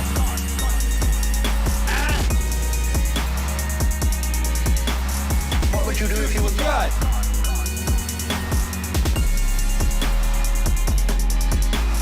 What would you do if you were God?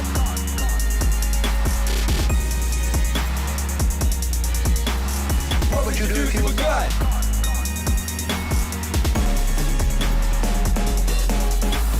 What would you do if you were God? Hey.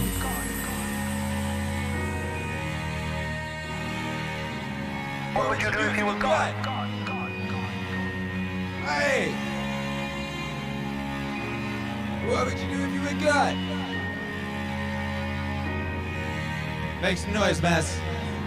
What would you do if you were God?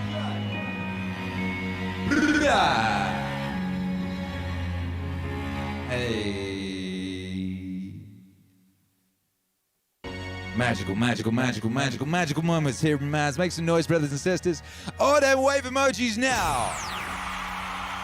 Come on, baby. DS20 says, before bed, connect with God and show your higher self. Then say before bed, show me my true self. Yeah. That's right, baby. Be Athena, what's up? Says, I dream about being the queen and setting the world back in property. Yo, the queen's slacking on her business right now. I don't know what she's up to, so you should probably get in there. There's a gap in the market for a real queen. Real queen. You know, doing that real queen stuff. Ruben Susserman says, I would fly and explore the sky or explore the ocean without worrying about other fish or air. Yeah. DS1 says, show the fuck up every single day. Yeah. Yo, bless up, Lex Wiseman. Thank you for the support. Says, last JRE and Jocko has some good don't stop parts. Yo, that last JRE and Jocko got a whole gang of ting. God bless you. Thank you. Thank you, Tragic Slip, for the support. Didn't say nothing. Just came in there with that support. Oi, what a guy. David Howls says, I would do real intergalactic travel and I would spread the human race across the universe. I bet you would, you rot back. You rascal. We would tap stars for energy, source, and stuff. That'd be my dream. That's a beautiful dream, baby. David Howe just flying around the skies, making love to the stars. What a guy. Yeah. Yo, my guy DS200 says I'd feed and clothe. Then I'd breed up more philanthropists in my coast in the world. Just breed them up. Yo, everyone's getting into sexy time in their dreams, huh? Sexy time dreams. Get after it. Most people are good. Yeah, the vast majority. Most people are good. Yeah, vast majority. Hey. Savage Chill says, first I thought if I were God, I'd be Superman. Then I thought about Superman, who is like a god, and he simply enjoys being a man, doing what he can. Bup. There you go, major key. That's the key, baby. I swear down, the key is Superman. The key to so many of our woes is embedded in the Superman story, the Superman mythos. There's a book called All-Star Superman, written by my guy, Grant Morrison, which is like the ultimate Superman story. And it tells the story of Superman, who is doomed. He basically gets given like Superman cancer by too much exposure that you just put into the sun, you know? By Lex Luthor, who tricks him, to try and kill him. Because Lex Luthor's jealous, you know? And then it tells the story of what he does with his last days on Earth. the trials of Superman, the tasks of Superman, what he does. And it's just one of the greatest stories of all time. And I believe if it was made into a movie by the right people and promoted in the right fashion, it could reboot the imagination, the mythological imagination of the people. I honestly believe it would. And I think that's why they haven't made it, because it's too powerful. But if they were to do that Zack Snyder thing and tell that dark tale, and then they did All-Star Superman as the follow-up to that, as the Golden Age follow-up, the brave new, beautiful Golden Age follow-up to that, in a cultural fashion, that would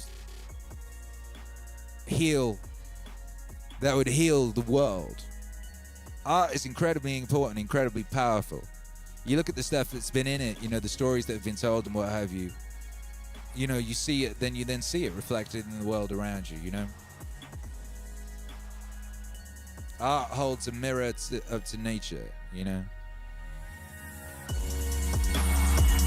Hey.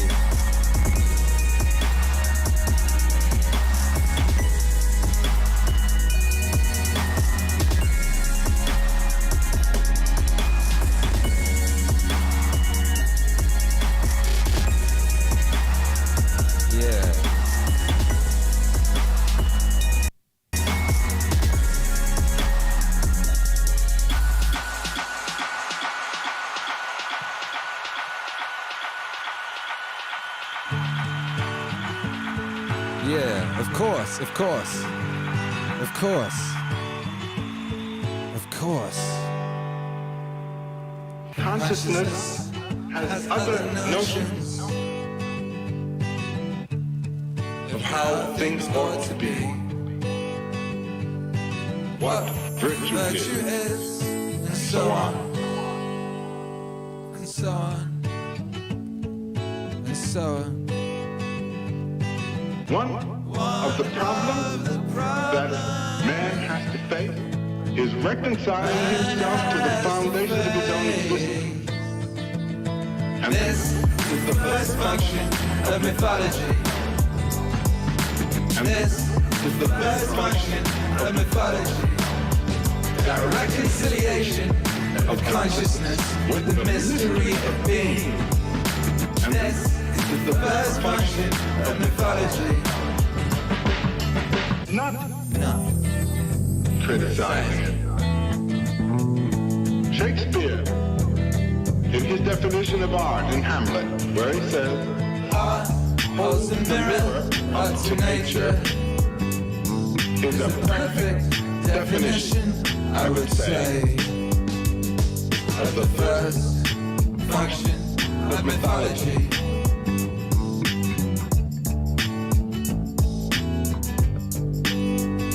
When you hold the mirror up to yourself, your consciousness becomes aware of its support. What it is that is supporting it.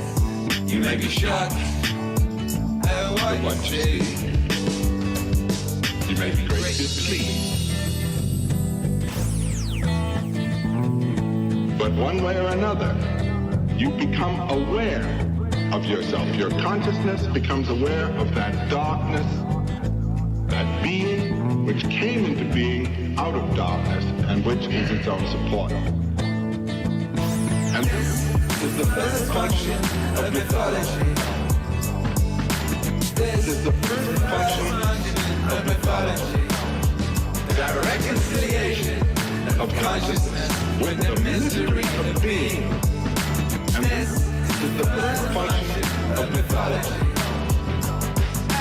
And the realization of their mystery as something that consciousness is not going to be able to criticize, not even going to be able to elucidate, not even going to be able to name. It is something beyond naming, beyond all definitions.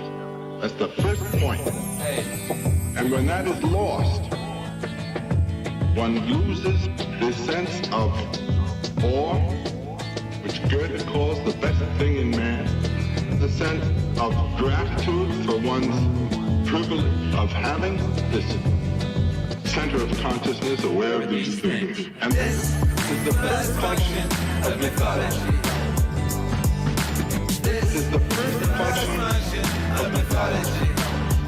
That reconciliation of consciousness with the misery of being.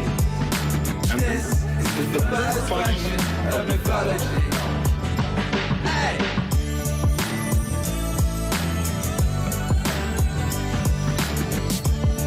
Hey!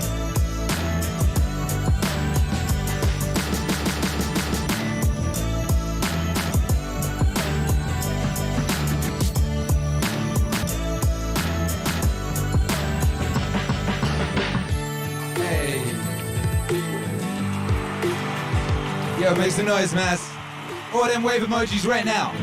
Flood the chat, baby, flood it. They tell you not to do that. They say don't flood the chat, flood the chat. I'm telling you right now, flood that chat, baby. Hey.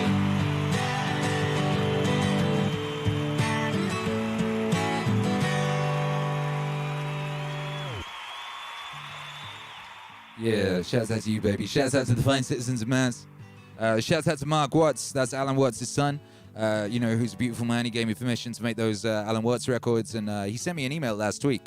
It was really short. It just said, this is wonderful and magical, I think he said, and it was about this song that I just played. It was just a link to that, and just said, this is wonderful.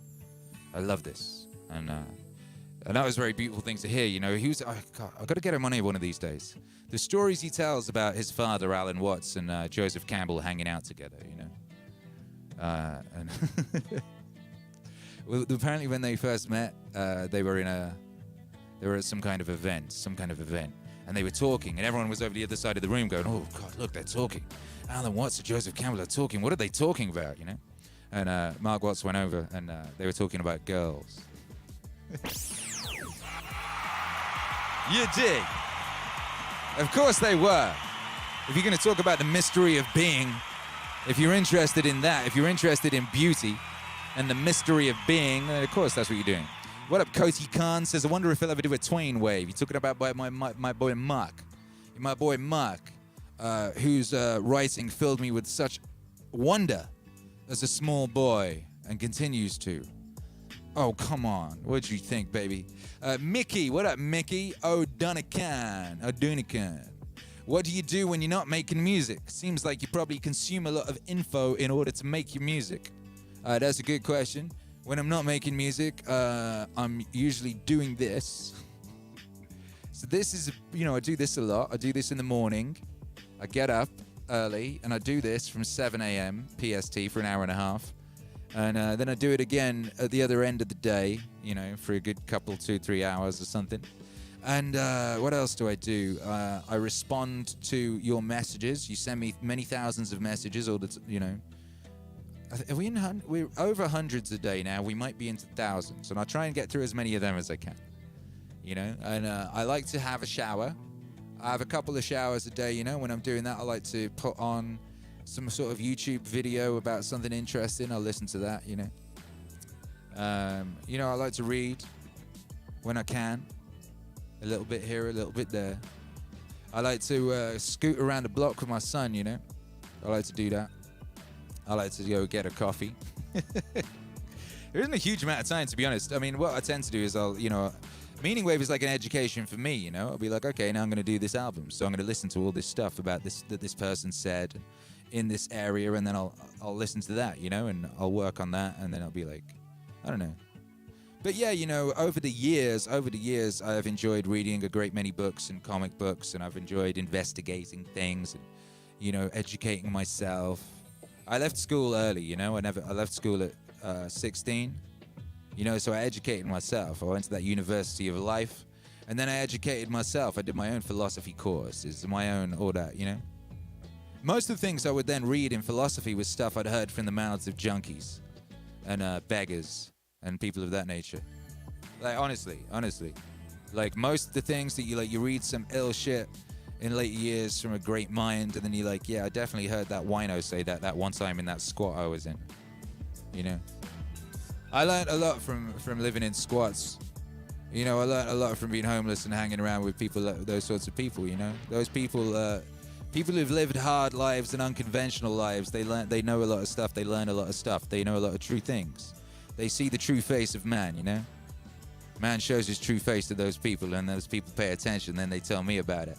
What up, wifey? Wifey's just come up the stairs with an interesting look on her face. Trying to decipher that look. Hang on.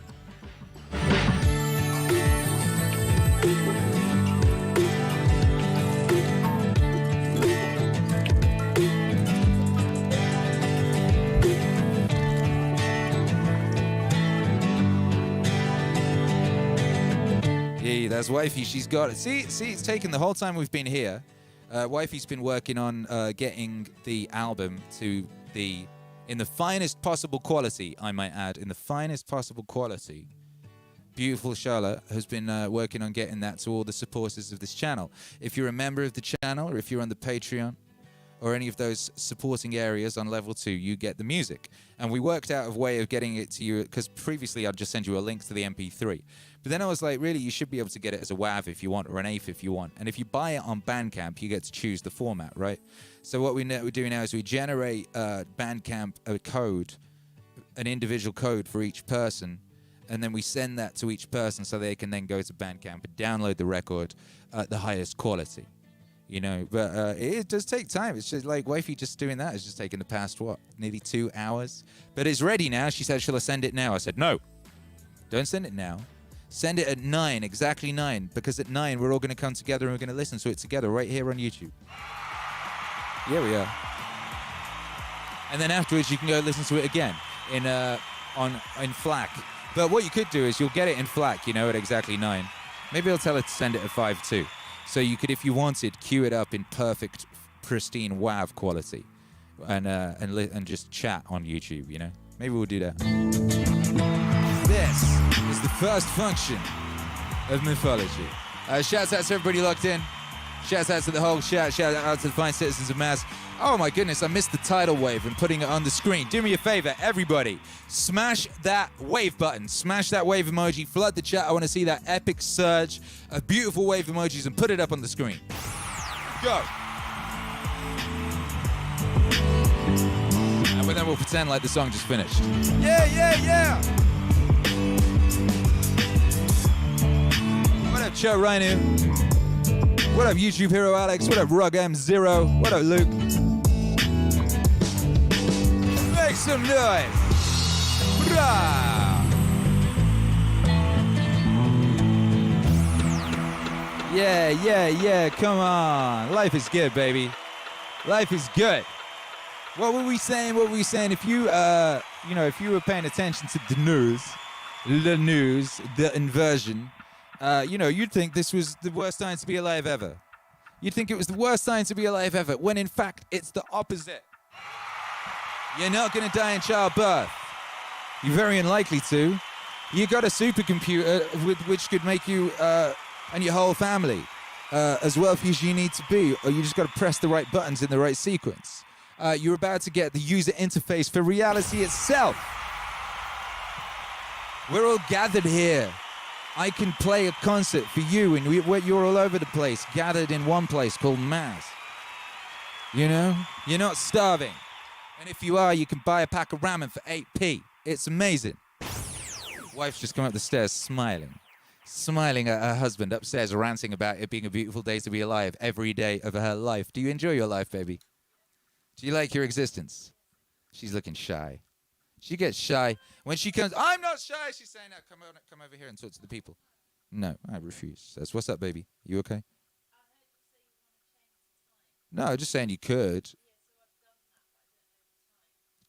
Send it at 10 minutes. Send it at 10 to 9. That gives people 10 minutes to download it and queue it up if they want to listen to it in WAV format for the premiere.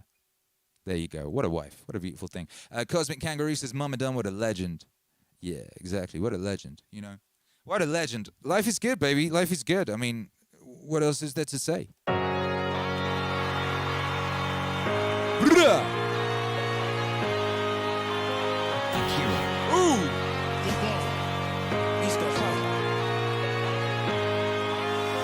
Gratitude. Hey. On that 400 trillion to one thing, I'm grateful. Whoop.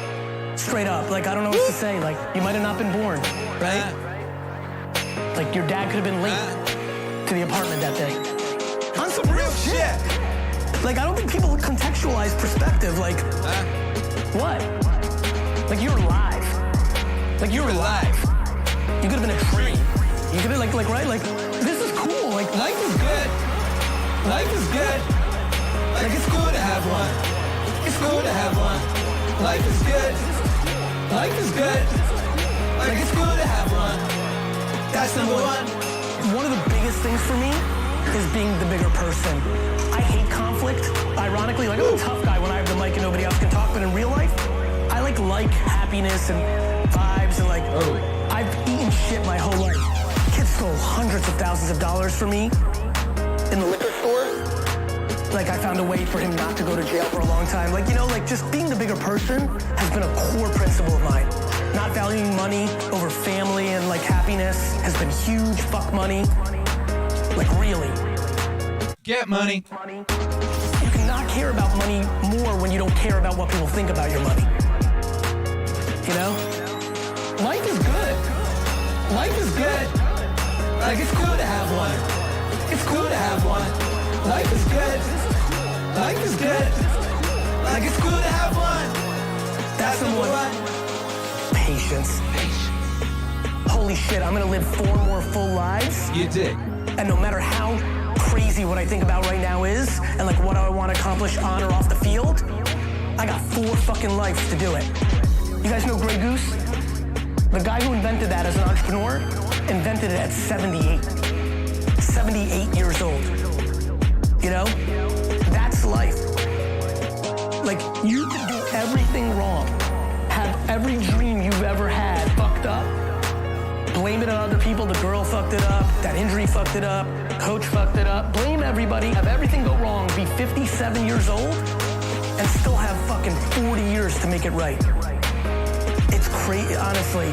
Like if there was some crazy new drug that I could like inject in you that gave you perspective of time, that's the drug I would give you. Straight up. Life is good. Life is good. Like it's cool to have one. It's cool to have one. Life is good. Life is good. Like it's cool to have one. That's number one. Life is good. Life is good. Like it's cool to have one. It's cool to have one. Life is good. Life is good. Like it's cool to have one. That's number one. It makes you optimistic. People are sitting here dwelling already. Dwelling already. Fuck, I shouldn't have come to Rutgers. Fucking knew it. Of course there's people thinking that. Like, that's just real life. Dwelling already, haven't even fucking started. Man, that's what I want to change. Life is good. Life is good. Like, it's good to have one. It's good to have one. Life is good. Life is good. Like it's good to have one. That's number one. Yo, make some noise for Gareth V in the place to be. That's called Maz. Yeah, it's Maz, baby. Stand up. Get up, baby. Get up and get after it. You're about to get the keys. All right, you're about to get the keys. Are you mad?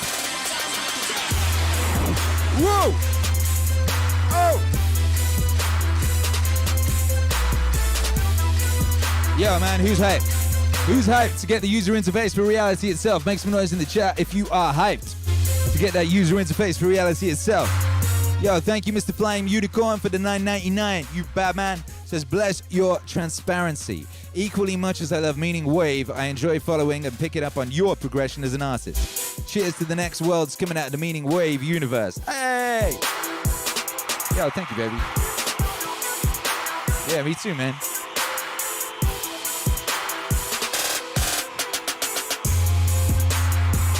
Imagine I'd stopped. Imagine I'd stopped when they said, Akira the Don, stick to writing about music. You shouldn't make music. Stick to being a music journalist.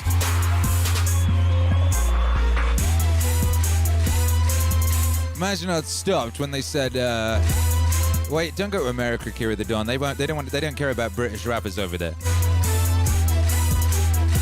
Imagine I stopped when they said, don't rap, Akira. Rapping's not for you. You're a British white guy. You shouldn't be rapping.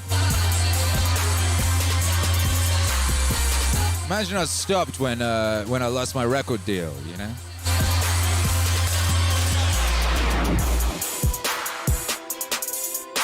So many times I could have stopped, but I did not stop, baby. Every one of those times when I stopped, that could have been the end. A winner is somebody that never let losing stop them. Never let losing stop them. Never let losing stop them. Bucko. I think we got some winners in the building tonight, baby. I think we got some winners out here in mass tonight, baby. Yeah.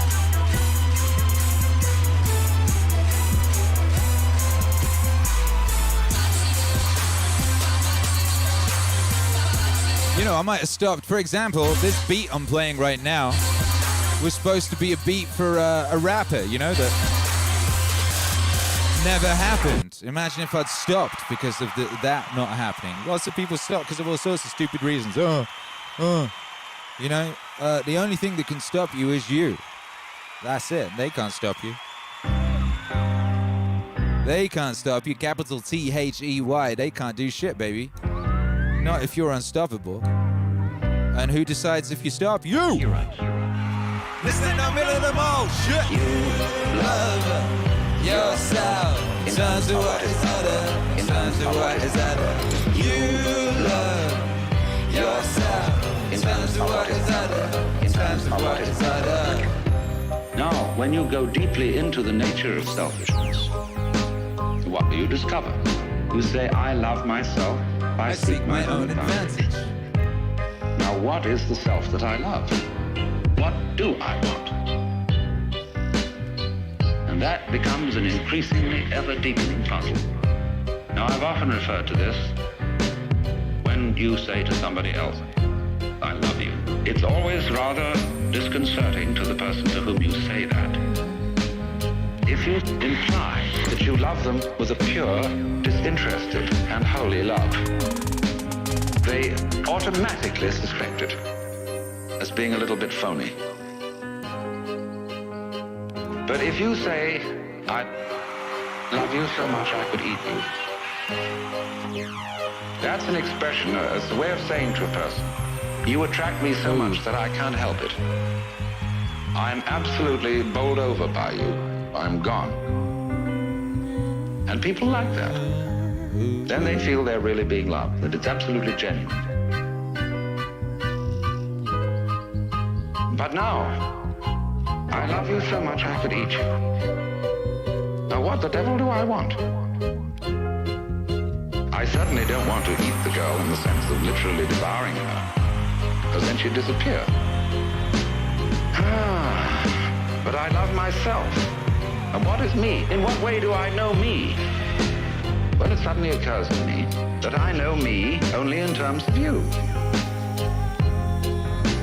See, when I think of anything that I know and that I like, then it's always something that can be viewed as other than me. I can never get to look at me, real me. It's always behind. It's always hidden. And I really don't know it well enough to know whether I love it or not. Maybe I don't. Maybe it's an appalling mess. But certainly the things I do love and that I want from a selfish point of view, when I really think about them, they're all something else that's in a way outside me. You love yourself in terms of what is other. In terms of what is other. You love yourself in terms of what is other. In terms of what is other. Now we saw that there is a reciprocity, a total mutual interdependence between what we call the self and what we call the other. Yeah. That's the warp and the woof. And so if you are perfectly honest about loving yourself, and you don't pull any punches, you don't pretend that you're anything other than exactly what you are, you suddenly come to discover that the self you love, if you really go into it, is the universe. You suddenly come to discover that the self you love, if you really go into it, is the universe. You don't like all of it. You're selective about it, as we saw in the beginning. Perception is selection. But on the whole, you love yourself in terms of what is other. In terms of what is other. You love yourself in terms of what is other. In terms of what is other.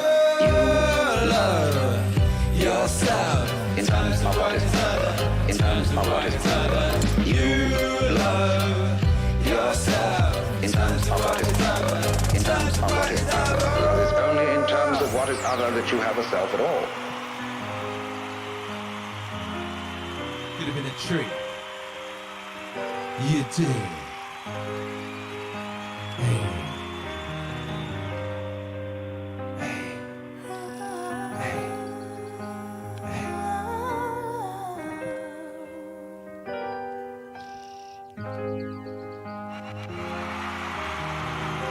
Yo, make some noise for yourself, Maz. Make some noise, baby. Alan Watts, Akira the Don, You Love Yourself. The key line in that and the whole album, the key line is in that song, and it's repeated in the final song. The key line is what? Do you know what the key line is? The key line. Sounds like a pie.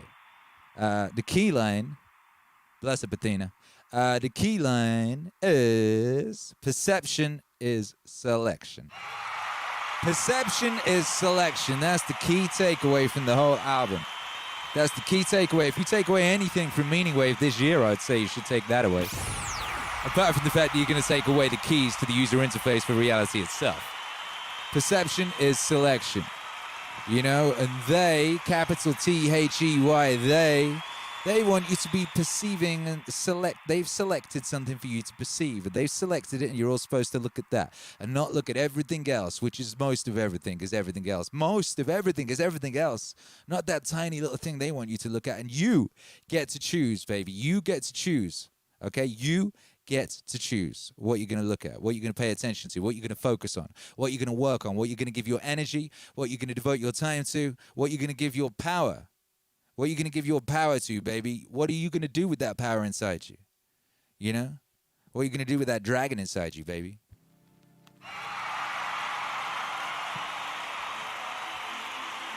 Huh? And now for my next number, I'd like to return to the classics. Jung had a patient come to him who felt alone, and she drew a picture of herself as caught in the rocks. Well, I'll be damned. From the waist down, she was bound in rocks, and this was on a windy shore, the wind blowing and her hair blowing, and all the gold, which is the sign of the vitality of life, was locked in the rocks. The next picture that he had her draw had followed something he had said to her. Suddenly, a lightning flash hit the rocks, and the gold came pouring out. And then she found reflected on rocks round about the gold. There was no more gold in the rocks. It was all available on the top. And in the conferences that follow, those patches of gold were identified. They were her friends. She wasn't alone, but she had locked herself in her own little room and life. But she had friends. But she had friends. Do you see what I'm meaning? This is killing the dragon. This is killing the dragon. And in doing that, you save the world. Kill the dragon, save the world. Kill the dragon, save the world. Kill the dragon, save the world. Kill the dragon, save the world. Save the world. Save the world. Kill the dragon, save the world. Kill the dragon, save the world. Kill the dragon, save the world. Kill the dragon, save the world. How do I slay that dragon in me? What's the journey I have to make, you have to make, each of us has to make? You talk about something called the soul's high adventure. My general formula for my students is follow your bliss. Find where it is.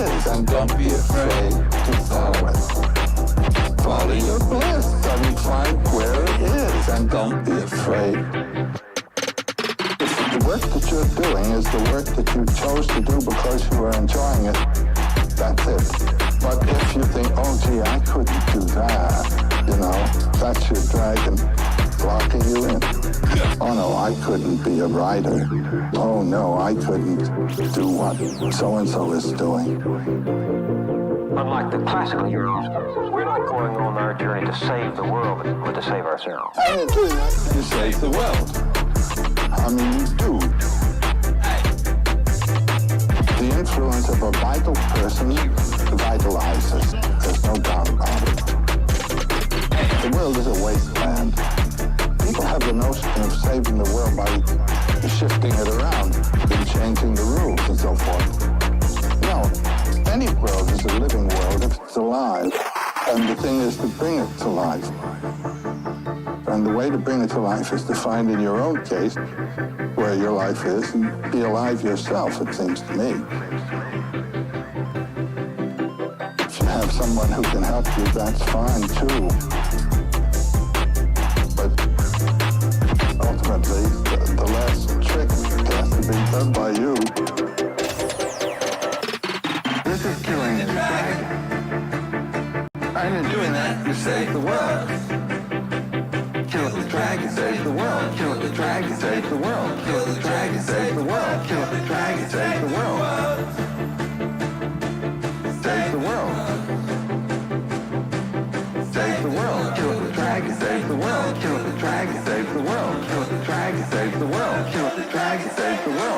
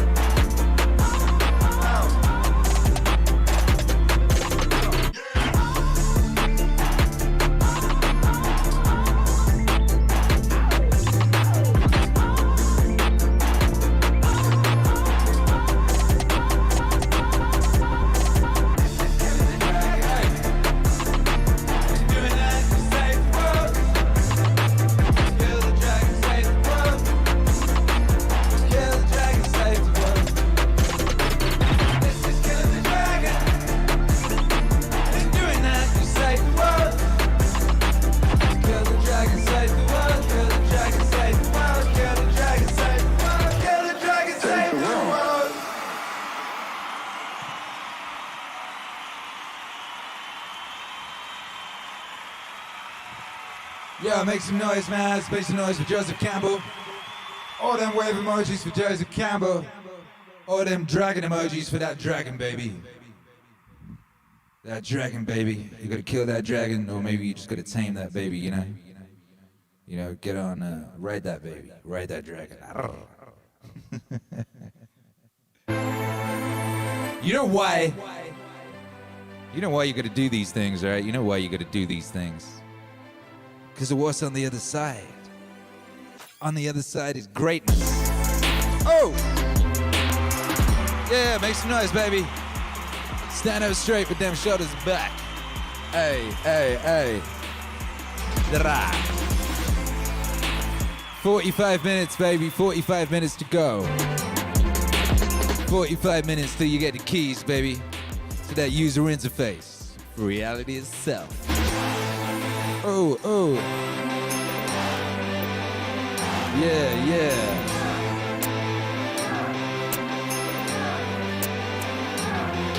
Yo. Dropping Shrek. Shrek references in the chat, baby. Hey. On the other side is greatness. Hey, hey, hey. On the other side is greatness. Hey, hey.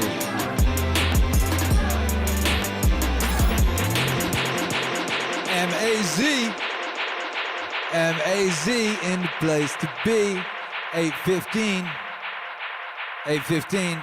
PDT, PST. I don't even know what it is anymore. 45 minutes till you get that user interface for reality itself. On the other side is greatness. Oh, oh, You once said that if you were growing up in this generation that you would have a field day because you would take their souls. What did you mean by that? Ow. The younger generation quits. Not everybody. So I gotta put it. People get their butt hurt. Not everybody. Nah. Most of this generation quits the second they get talked to. It's so anxious to be great nowadays. Most people are weak. This is a softened generation. So if you have any mental toughness, any ability, if you have any fraction of self-discipline, the ability to not want to do it but still do it. And I hate to run. And what makes me so crazy, people go, well, why do you run if you hate it? What are you talking about? I don't want to take showers and eat either. I hate that too. That's life, man. One is two. It wasn't until I changed that mentality that I became somebody. I hated going to school, so guess what? I was dumb as shit. 1 + 1 is 2. But if you can get through to doing things that you hate to do, on the other side is greatness. 1 + 1 is 2. But if you can get through to doing things that you hate to do, on the other side is greatness. On the other side is greatness. 1 + 1 is 2. But if you can get through to doing things that you hate to do, on the other side is greatness. On the other side is greatness. Greatness, baby, come on. Greatness. Greatness. That's what's on the other side, baby. That's what's waiting for you. On the other side. Oh, oh, oh. Oh, shoot.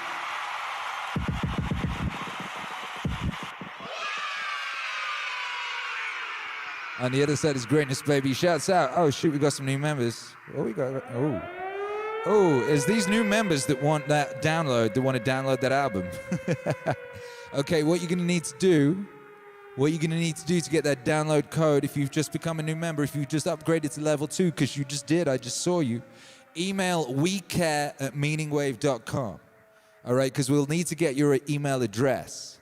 And if you've joined the channel since the Alan Watts album came out and we last did one of these, if you've joined the channel at member 2, level 2 or above since then, and you want to get that download so you can, and you want the download tonight, as in you want it at 9 p.m., you want it in 42 minutes so you can listen at high quality while we're having the YouTube premiere. If you can't wait till later, send an email to wecare@meaningwave.com and we'll get that out to you. But you better do that right now. wecare@meaningwave.com, do that right now, you know, while you can. What up, Andrew Komarami, my guy? I hope you got that vision clear, baby. I hope you got that vision clear. I'm sure you do. I'm sure you do. It's an epic time. It's an epic night. It's an epic time to be alive.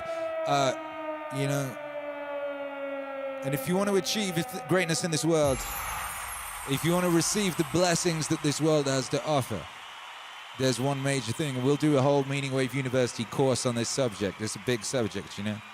But you can wrap a lot of it into one word, and that word is gratitude. Gratitude.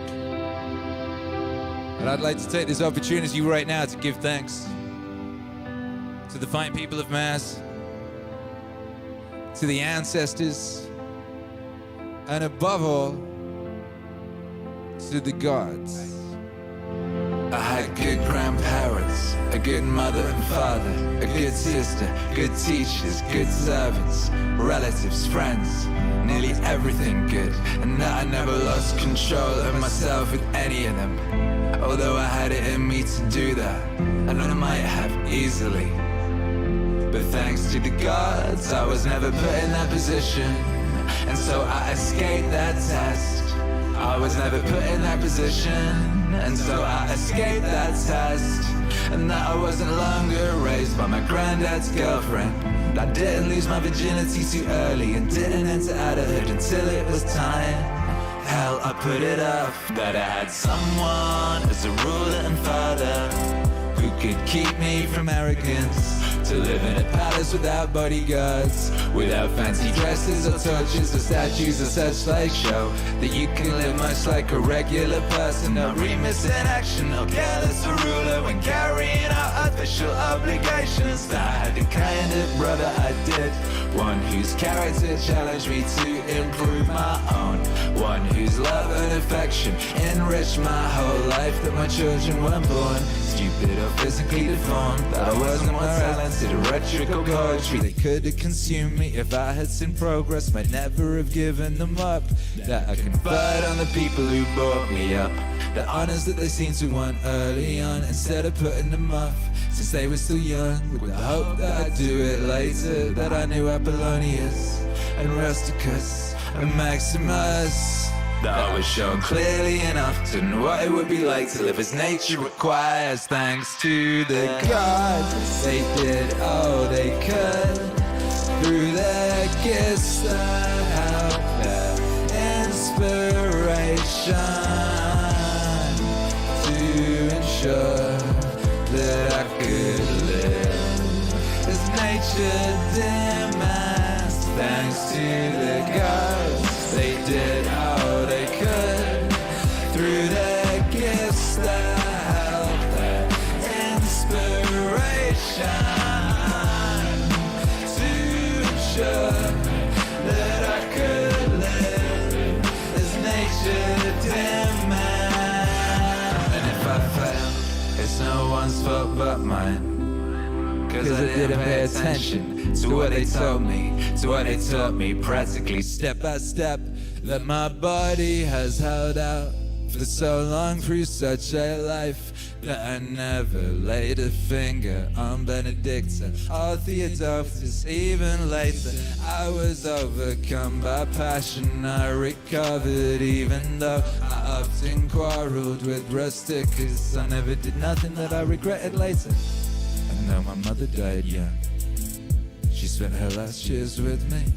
And if I ever wished to help someone in need, I was never told that I had nothing means, that I'd have never put in that position myself, of having to make something for somebody else, that I got the wife I do, obedient, loving, humble, that my children had competent teachers, and for the remedy shown me in dreams when I was coughing blood, when my head was spinning, when I had an inclination to philosophy, I didn't fall into the hands of any sophist, and that I didn't waste my time on writers of histories or in the resolution of syllogisms, or occupy myself about the investigation of appearances in the heavens. For all these things require the help of the gods and fortune. Thanks to the gods, they did all they could through their gifts that help their inspiration to ensure that I could live as nature demands. Thanks to their gods, they did all they could through their gifts that help their inspiration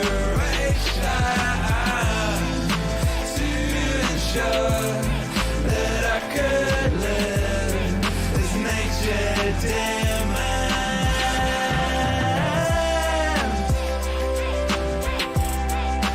Thanks to the gods. Thanks to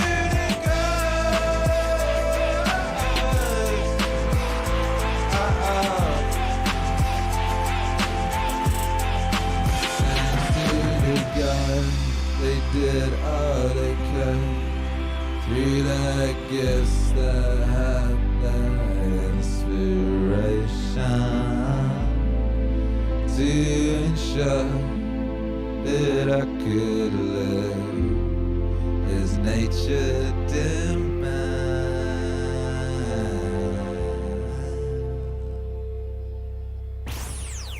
Oh, flip. Make some noise, brothers and sisters. All them wave emojis right now. Splash, splash, splash. Damn, baby, get after it. Get after it, baby. As nature demands, thanks to the gods. Thanks to the gods, baby. Thanks to Thanks to Marcus Aurelius for that song. You know, what a thing to get given by a ghost. You know what I mean? Most people, what do they get from ghosts, you know? Like, I don't know, Ray and the Ghostbusters, what did he get from that ghost? I didn't even understand when I saw it. I was 7. I didn't know what was going on beneath those sheets. Damn, baby. Damn, Ray, what were you doing with that ghost? For me, I got an epic song. Thank you. Thank you, Marcus. I mean, I got a bunch of epic songs. I got an album. I'm going to get another one. We're doing another one later this year. You know, I'll be communing with the gods. I'll be communing with the spirits, baby. We're going to get after it. We're going to get after it and bring you that timeless music, that spaceless music, that intergalactic music, baby. Them intergalactic vibes across space and time. You know how we do. You know how we do the triode. You know how we do the triode. Yeah, get after it, baby. If you want that, you'll get sent. For everyone who's joining, the way this works is I put up a message on the community tab and I say, send me your email via this form and we'll send you the download code for the album. If you can't wait, if you need that now, if you need it right now, then send an email to wecare@meaningwave.com. The cutoff for that is 5 minutes because I'm going to get off the stream and then we'll go get after it. And the album premiere, of course, for the album, the user interface for reality itself, is in 34 minutes. 34 minutes, baby, we're gonna get after it. Cosmic Kangaroo in the house. What a kangaroo. What an utterly cosmic kangaroo that cosmic kangaroo is. We're gonna end with an exclusive. I do not believe this has been played before. I'm just going in with these. I don't care, it's right to play them. It's right to play them. We've been talking about things tonight and we've been persuading tonight. And I think I've done a good job in persuading you for what's to come. I think I have. How do you feel? Do you think I've done a good job at persuading you? Let me know, baby. But yeah, I'm gonna finish with this. This is exclusive. This is exclusive to you, for you, right here, right now, at this moment in time. He's got clout. Well, the ego can't reflect upon itself unless it has a mirror against which to read itself, and that mirror would be the mythological schedule that lets it know where it is. It's a mirror with a schedule, patterned mirror, and the ego sees itself in that reflex and knows where it is on the scoreboard. Just for example, a person who at the age of 40 is wondering whether he's going to be punished by mother and hasn't moved on. And a person at the age of 80 who's wondering, how's my golf score? He hasn't moved on either. This lets you know where you are. And it knows what the patterns have been of life through centuries in that position that you now are entering, are holding. This lets you know where you are. This lets you know where you are.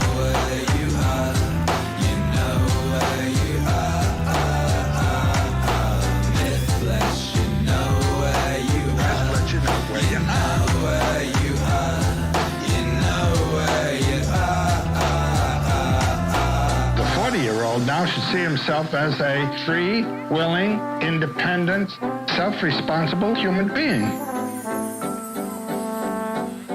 And he should have certain noble heart powers that have been called to his attention and to which he has been invited to give himself that will enable him to act in terms of nobility, not in obedience, but out of himself.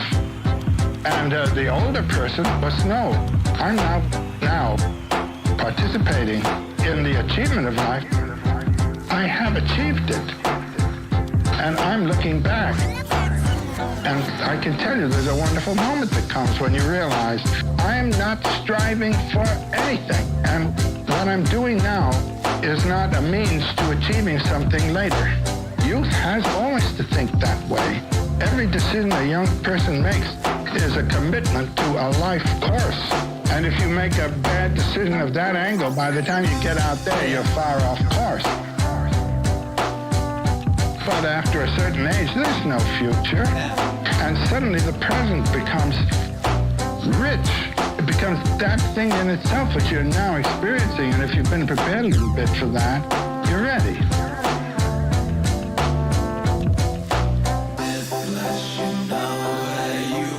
You know where you are.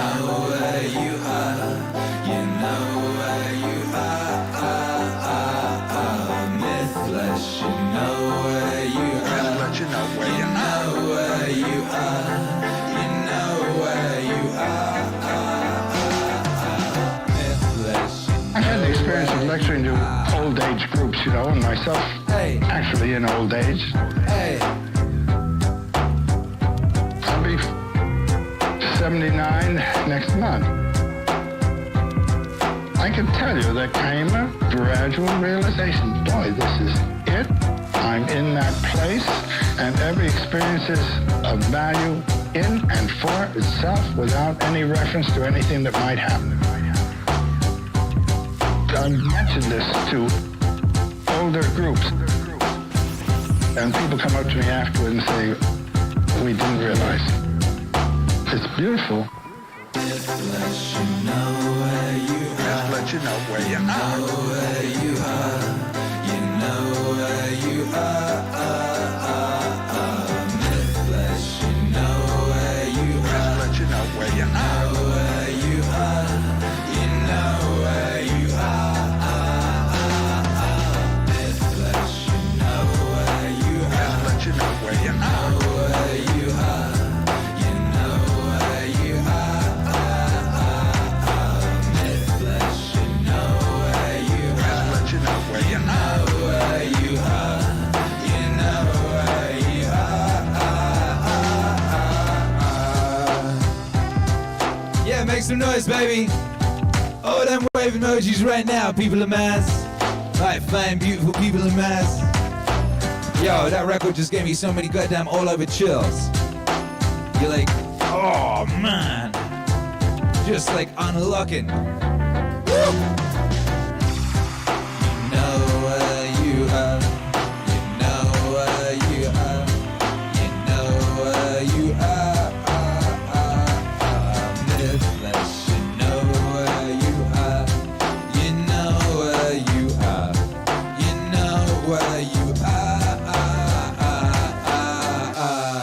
My gosh. Oh! Damn, baby, we did it again.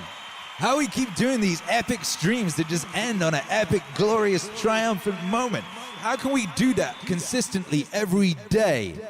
How do we do it, baby? We do it. I don't know how we do it, but we do it. Mr. Flying Unicorn, we do it. Sigmund 1, we do it. WMIV, we do it. DS Duenas, we do it. Joshua Vickers, we do it. Cosmic Kangaroo, we do it.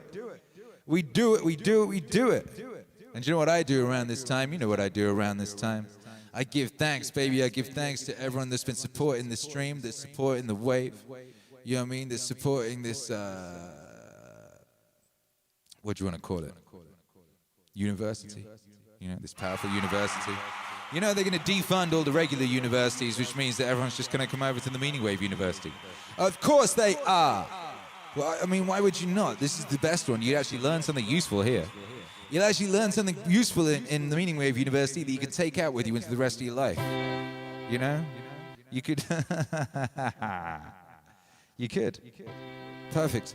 Perfect music to go on the back of that. Thank you, everyone who's supporting. Shouts out to all the new members and upgraded members.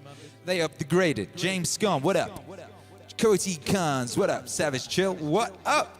Lex Weisbaum, what up? Tragic Slip, what up? Mr. Flying Unicorn, my Flying Unicorn, what up? Cozy Khans, what up? Savage and Chill, what up? Andrew Kamarumi upgraded, what a guy. One Slick Mama, what a mama. What a slick mama.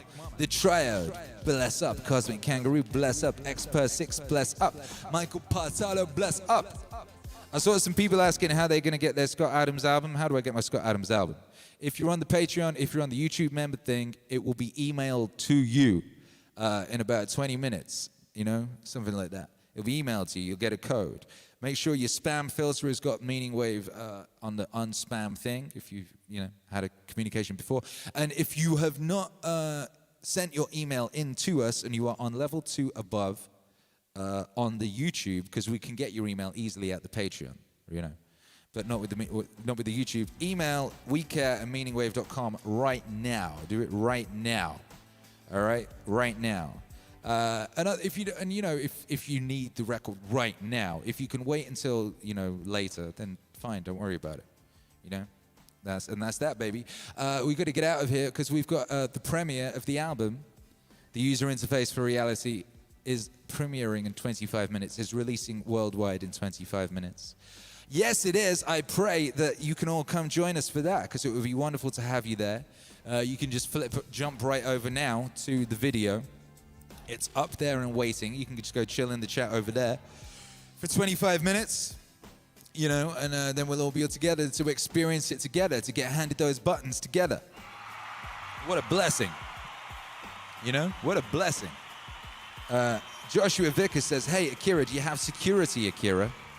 If you're talking about the song, Security, that's my song, and you want to hear that, I can't play that song now. I've got to get out of here. But remind me tomorrow, and maybe I will, because that's a great song. And if you mean, do I just have a security guard, the answer is yes. I have Jesus and Marcus Aurelius and the noble spirit of Jocko Willink that kind of follows me around like a spooky ghost, you know? It's just there, and if anyone ever fucks with me, whispers in my ear and says, stab him in the neck with a fork. And then you do, you know, and it's all good. So, yeah, that's what's up. So, yeah, my little prayer tonight is I pray you come join us. I pray you come join us. I pray you come join us, and I pray you enjoy the album, baby, and I pray you're receptive enough and you're ready enough for it to work on you. I pray that you're ready to accept the frame, at least as a concept, and that systems work better than goals, and all the other keys that are going to get burned into your memory via the power of rhythm and music and meaning wave. It feels like it works. Let's do that by 5, baby. You know how to do it by 5? You must know how to do it by 5. You're a smart cookie. But, you know, let's remind you, you go click, clack, cock back, all right? 3, 2, 1. By 5, baby. By 5. By 5. We'll see you shortly. We'll see you in just like 23 minutes. Do you know why? Why? You got to get after it. That's why.